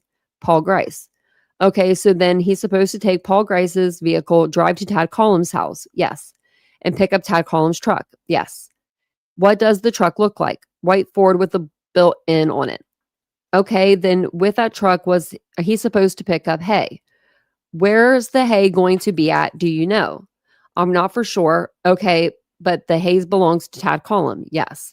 And then he's supposed to load the hay and take the hay down to the burial site. Yes. So then he leaves Tad Collum's truck and the hay at the burial site. And then what's Cole supposed to do next? Take the pickup and trailer back out. Okay, and what's he supposed to do with it? Before the pickup home, but nobody ever really told him what was going to happen with the trailer. Okay, you all didn't talk about the trailer, what to do with the trailer or anything like that? No. I mean, you're just gonna leave the dead body in there, or you're gonna put, I guess you're gonna put her in a freezer because we thought it was just Veronica, right? Put her in the ground, and then we were going to not clean the trailer. Like, that's not even a thought to you guys. Like, okay, after we bury her, let's clean the trailer out that has the blood in it. I mean, you guys just had no idea what you're going to do with it. Was it the decision that they needed a fifth person? Was that decision made basically a week before March 30th?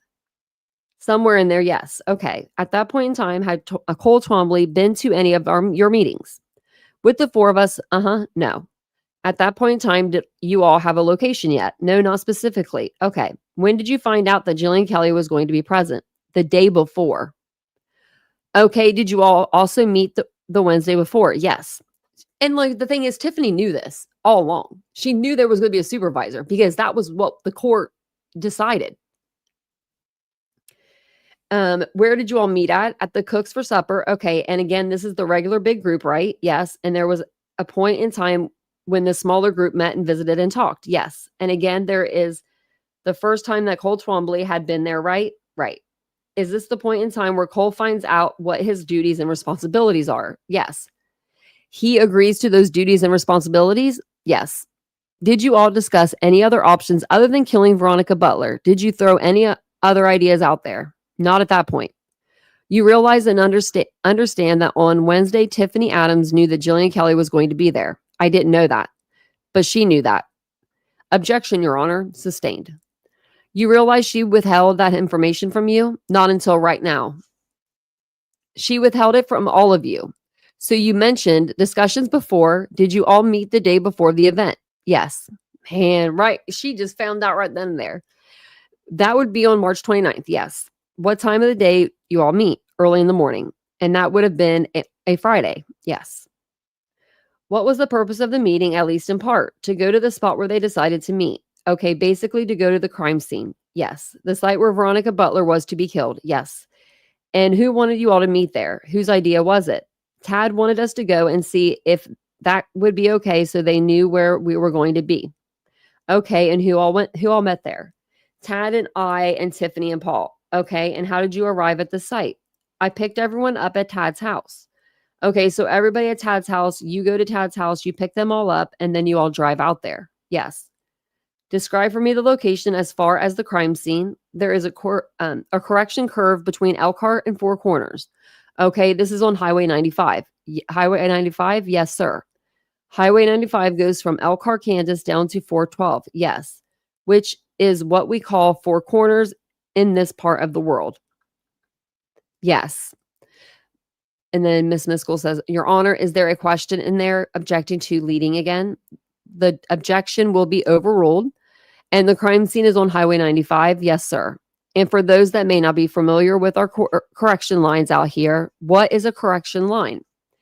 It's a big S curve. Okay, but basically Highway 95 goes down a section line between sections. And then it corrects, and then it goes down a section line as far as sections again. Yes. And to get from one section line to another, you've got that curve that you're talking about, and it's like an L. And to get from, all right, yes, sir. And that is where the crime scene was supposed to be at. Yes, sir. And how close is that to Yarborough School? 5 miles, maybe. Is Yarborough School north or south? North. Okay, Four Corners is it south? Yes. When you go down 95 south of the crime scene, is there a paved road that you come to that runs across the country towards the west? Yes, sir. And where does the paved road go? To Keys. So it's paved road from Keys over to 95, and then Keys going south, we have 171 that takes us down to Carrick, Texas. Yes, sir. And does Tiffany Adams live on that backtop road that runs from 95 over to Keys? Yes, sir. And did they want to use the correction line? One was because it was a spot where you couldn't see a whole lot from the highway. Okay. And two, it was something that Veronica was familiar with because she used to live around there. I think she went to that school, actually. Okay, did they say she used to go to Yarborough schools? Yeah. I don't know if they told me that or not. Did you all have any specific discussions with regard to cell phones? Just not to have our personal ones with us. Okay, any discussions with regards to firearms? Just that they didn't want us to use them because they didn't want them to be traced or fingerprints to be found. Okay. Miss Miskell speaks up again, and Your Honor, I would ask counsel could inquire as to who they are when the witness is testifying, because there's 5 different people involved. The court says you'll be able to do that on cross-examination, but the court would like to follow that as well during direct examination. Sorry, Judge, I'll do that. I'm sorry. Okay. When you say they, who is they? Tad and Paul. So Tad and Paul didn't want firearms used because they could be traced. Right.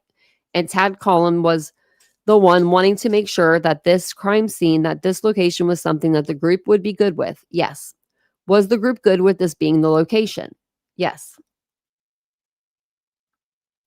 Any discussions with regards to wearing gloves? Not specifically. You all just knew to all wear gloves. I guess so. Okay, any discussions with regard to leaving your guns at home or bringing guns or anything at all with regard to guns other than the fact that you're not supposed to use them? Not that I recall, no. Was everybody going to be wearing a gun? Everybody usually was. And Tiffany Adams would be the exception to that, isn't that correct? I never saw her carry one on her person. Okay, where did she have her gun at? I don't know that I ever saw it. Okay, do you know what her gun of choice was? No. Okay, anything as said as far as all of you wearing hoodies or caps or anything? No. So if everyone was wearing gloves, everyone was wearing hoodies, and everyone had a cap on, that's just a coincidence.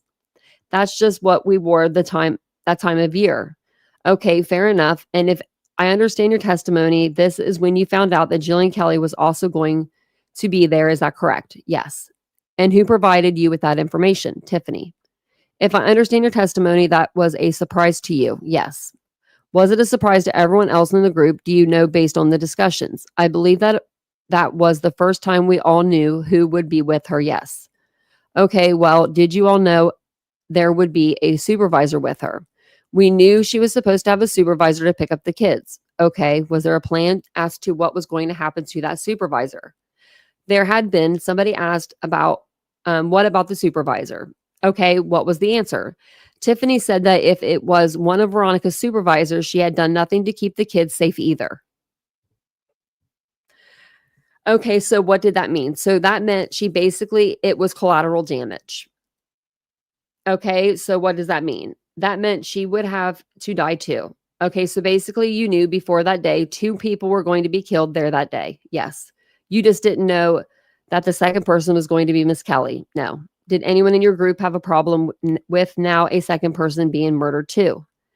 I think we all had a problem with it, but it was the plan. Pursuant to the plan, we prep work where you all going to have to do before March 30th. What was going to have to be done? In regards to what? The plan. What were you all going to have to do? What were you all going to have ready? The pickup, the trailer, and a freezer. Okay, you're going to have a trailer, going to have a freezer. What else are y'all going to have to do? Somebody was going to have to dig a hole. A hole's going to have to be dug out there on the grass, the place that you had been before. So basically, the day before you were going to have a hole dug, you're going to have the trailer. What else are you going to have to do? Are you going to need the burner phones? Oh yeah, we were going to have the phones to communicate with. Okay, you're going to have to get the vehicle. Yes. So what were y'all going to have to do the day before with regards to the vehicles? Take one to Tiffany's, one to the trailer. Okay. And that was all because I would have mine. Okay. Did everyone already have the stun guns? I believe she brought those on Sunday and left them. Okay. At this point in time, did Kenzie know what was going to happen? I don't know that she knew specifically what was going to happen. She had an idea, but she knew Veronica was going to die the next day. Yes. Or at least she was supposed to die the next day. Yes. How did she know that? Because I told her that I wouldn't be there when she got up and that I had things to take care of. You said you're on a mission. Okay. And she basically considered that pickup her pickup? Yeah. At this point in time, did anyone express concerns about the plan? After we had gone and saw the site, Tad was very apprehensive about the plan. Okay. What was his concerns about the plan? All of the things that could go wrong. Okay. Like for what, for instance? I don't know what he said specifically. He knew that him and Tiffany could probably be the first suspects and he wanted to make sure everything was covered, taken care of. Yeah, he knew. Okay, so he was worried that something might not be covered. Right. And since they were going to be looked at immediately as suspects, then everything had to be perfect or they were going to be caught. Right. With regard to his concerns and fears, did you all make any adjustments to the plan? So, okay, you dumbass. Tad, if you knew the cops were going to come looking for you, why did you bury them on your property? You got 5 people. You got 5 places to bury people. No, just bury them on my land. No, she did, Maga Mama. She did tell her. She told her ahead of time. She told her the night before.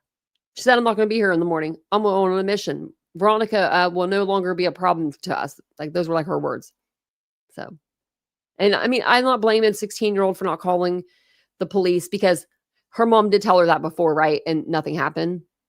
And she probably was like too scared to call the police on her own mother. You know what I mean? Like the first time, right? So then the first time nothing happens. And so she's probably like, nothing's going to happen because she's already done this before, right?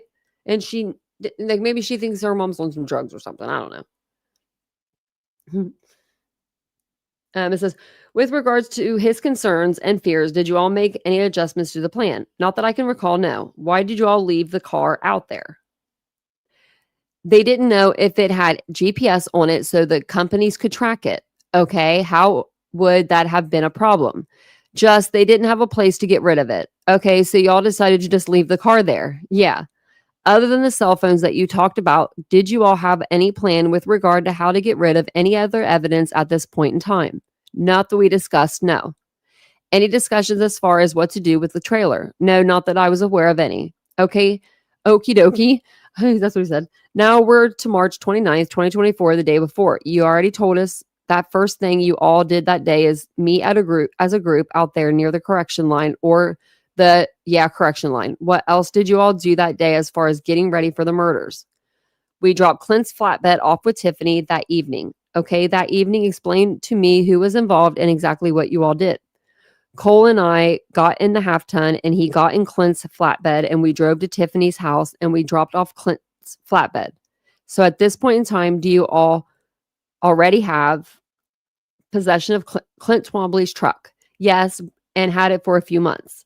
Okay, so you all had Clint Twombly's truck and then you have your half ton. Yes. And then you left your house. Yes. Okay, where'd you guys go? We went to Tiffany's. Okay, was it daylight or dark? Dark. Okay, and what did you all do? We left Clint's pickup there with her. Okay, where did you leave it at? In her driveway on the south side of her house. Okay, did you all see Tiffany that evening? Yes. Did you all have any discussions with her? No, no, just dropped the pickup off. Okay, did she want you all to do anything with the pickup that night? No. The day before, you all also get your burner phones? Yes. And what did you do with the burner phones? I took them home and put them on the charger. And how did you get possession of the burner phones that evening? Tiffany gave them to us before we left Tad's house that night. Okay, so that morning, if I remember, that morning you drove to Tad's house and then the four of you went in your pickup to the crime scene. Yes. So when did she give you the burner phones? After we got back to Tad's before I went home.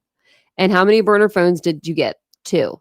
Okay, and what were the burner phones for? One for me and one for Cole. Okay, and why were you each getting a burner phone? Because we were each to look out one end or the other. Okay, so you're watching for law enforcement on north end and Cole's supposed to be watching for law enforcement on the south end. Yes. Who was supposed to have the third burner phone? Tad and Tiffany and Paul.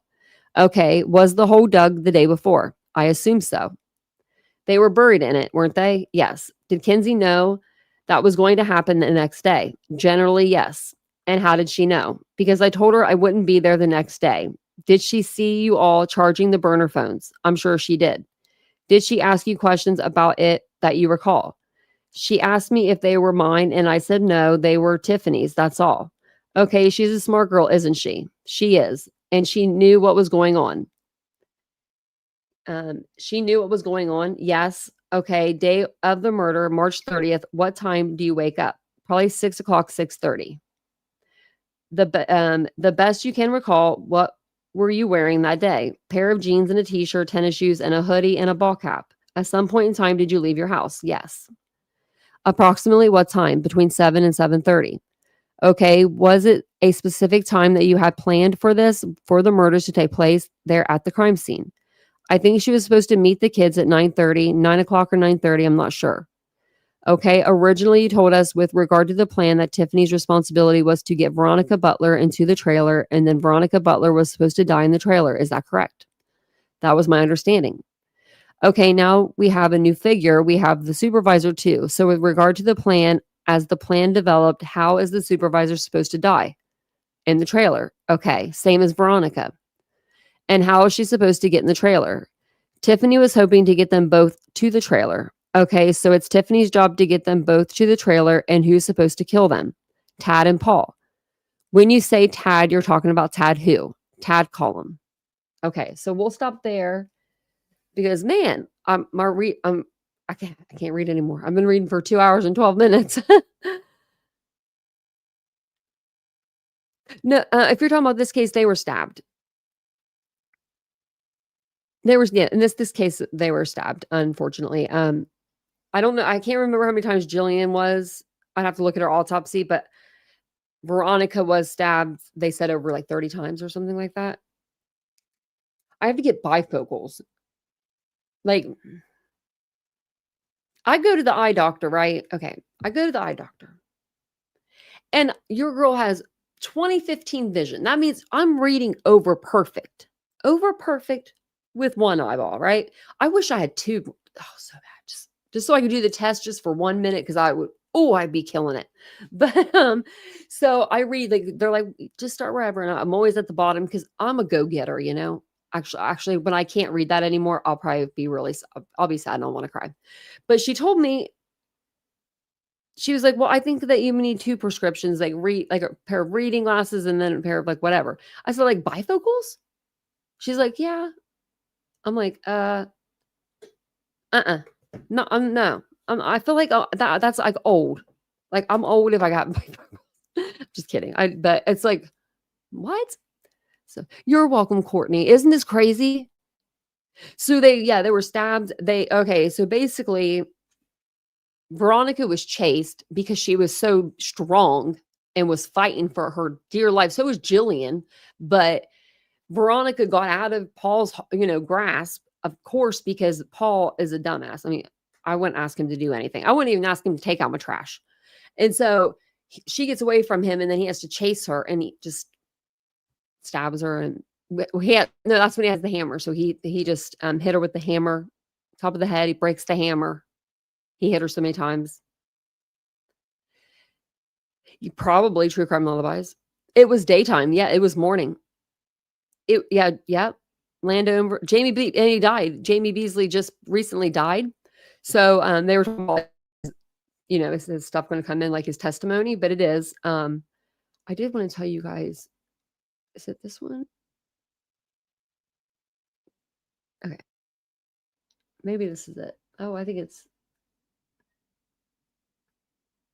Maybe it is this. This is going to. Okay. So this is.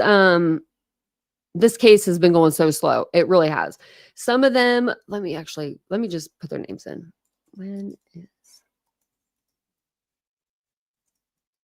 Because I think they're all three at the same time. So subpoena is scheduled for November 5th. So what's going to happen November 5th, I believe? I was reading this earlier. Cole and Cora, Paul Grice, and I think Cora is going to be like sworn in or whatever. They're going to be asked to like put their plea in, and they're going to plead guilty, I believe. And then let me just see. We're just going to watch this because I might be wrong on that.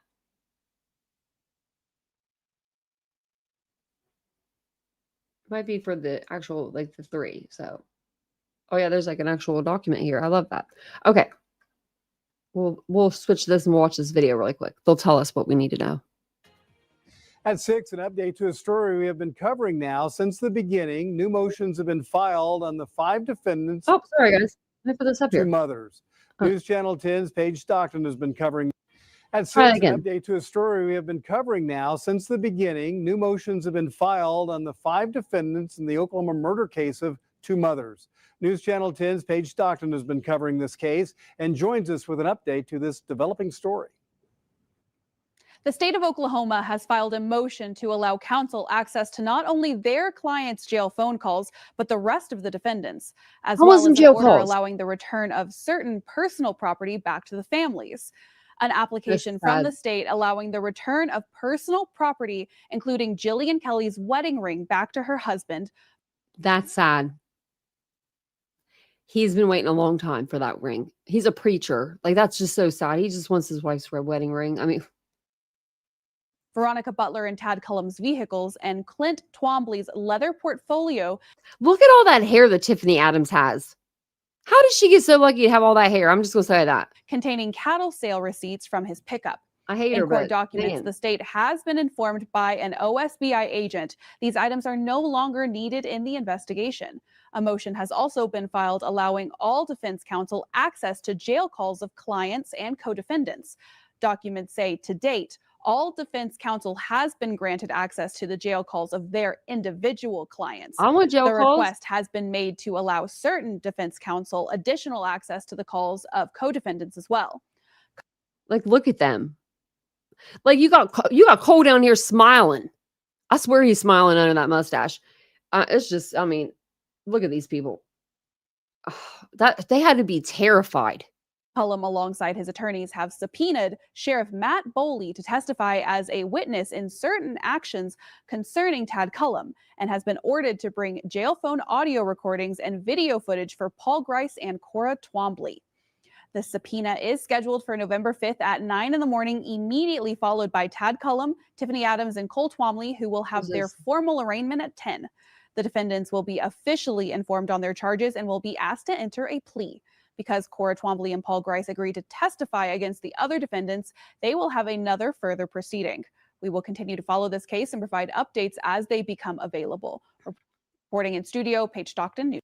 Thank you, Paige. Okay, so November 5th. That's coming up. That's coming up. This is the perfect time. I did not even realize. I just wanted to go over this because I knew that we hadn't went over this, and I saw like the documents and I'm like, what? That they let us have the transcripts. I'm going to read them. And then I started reading them and I'm like, oh, we need to read these. Yeah, we will get to the docking point. We'll have to wait a little while. I'll ask Carrie Moody about it because she's like the encyclopedia when it comes to this case. She knows this case a lot, so.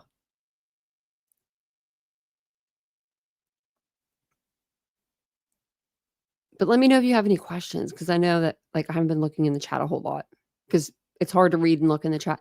I wish that I could damn, I wish I could just have this one eye for a second, like just for like 10 minutes, just so I could see what I could see.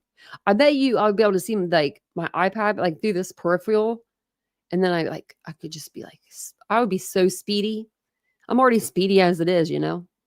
I'd be even more speedy. But I think that I'm going to do a members live only tomorrow. Tomorrow morning, tomorrow afternoon, sometime around that time. My dog's at the door, so she's bothering the crap out of me because I'm going to put some pumpkins around. I got some pumpkins, and I guess that's all I buy is pumpkins. I don't buy anything else that's like fall decoration. But I'm going to put one of my pumpkins in here and then like a blanket or something on the chair. And then I'm like, I don't know, mix some stuff up in here. So I was going to show you guys like move the camera around and stuff, or use my cell phone maybe. I don't know. We'll figure that out. But yeah, I think that'd be fun. So because we haven't done a members only in a long time. What is the date? Okay, I was just making sure we didn't miss the members giveaway. I feel so bad. It's not till the end of the month. But yeah, I'm gonna put some pumpkins out over here and some stuff. Just make it look fall a little bit. I hope you can see it, just because there's not a lot of light back there. I don't have any light, like a light source. I just have two sources up here. So, oh, Casey, isn't that the best feeling? Well, I know that I'm missing candles, like, or in some other like stuff. Like, I was like, I know that I bought these like little glass yellow and like maroon candles from Target last year. I don't know why I got those colors. I've got some weird colors. I'll take pictures. I'm actually taking TikToks. I'm putting them on my Unfiltered with Tanya page, but I might put them on my Unfiltered page as well. But make sure you follow me on both. And yeah, because I need you guys to. And then what else? So, because I want to do some stuff on Unfiltered on TikTok. And I forgot to tell you guys. Okay, so I have a new idea. I need to write it down. I'm gonna write it down right now because I'll forget about it. But since I can't come in the office in the mornings normally because Vincent is in here now, I thought about doing a segment where we just like hang out. Maybe like I'll hang out in my living room, like on my couch or something, like something totally laid back, like a very laid back live. It'll be on my Unfiltered channel. And we all just have some coffee and we talk about some true crime cases, and we'll do like snippets, just like 10 minutes on this case, five or 10 minutes on a case, and just kind of talk and just do like some coffee and true crime, I don't know. I'll think of a name. I'll think of a cute name for it, but we can even be in our jammies. Well, because I can't see y'all, but I'm going to be in my jammies. So I thought it would be a cute idea because I thought it would. I don't know. I haven't. I heard. So I heard that everything went well. Her body accepted everything, and as far as I heard, she was just resting. So everything went well as far as I heard. I remember seeing that because I shared it because I was so excited just to hear that. I cannot believe that happened to her. I mean, like.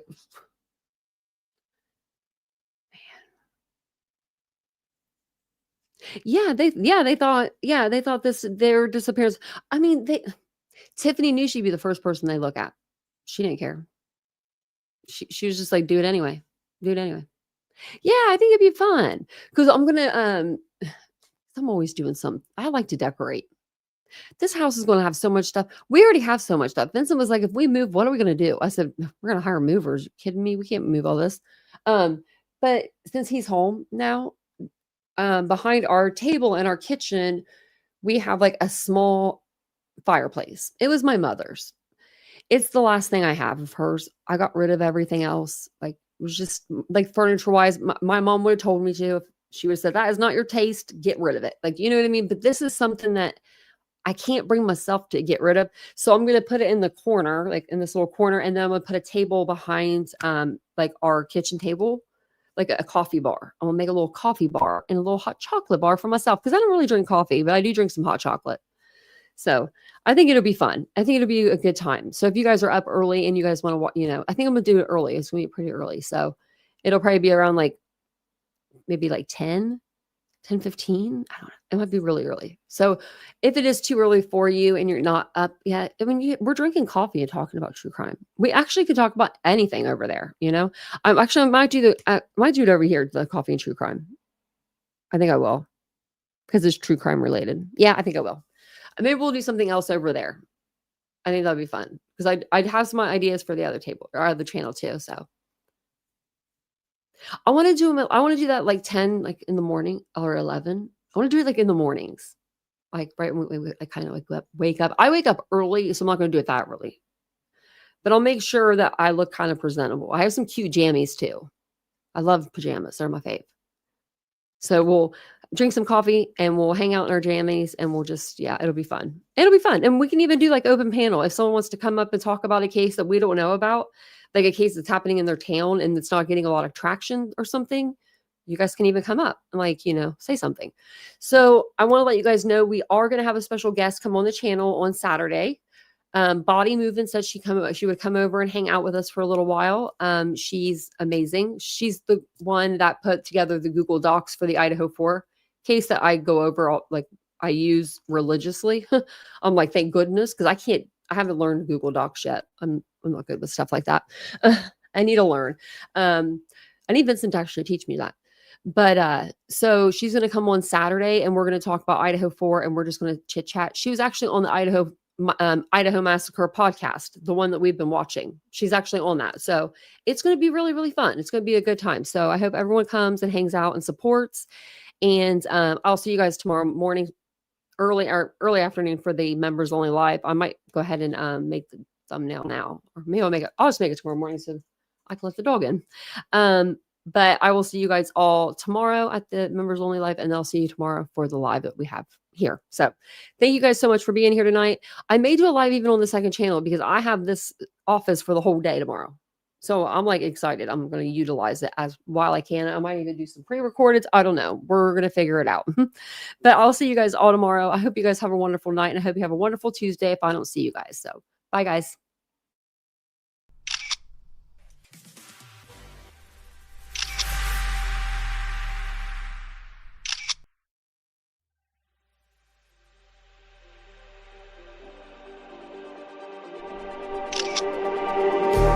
Just like the street lights lit this town, like a fire in a blaze, gotta burn it down. Can't be afraid to leave this out.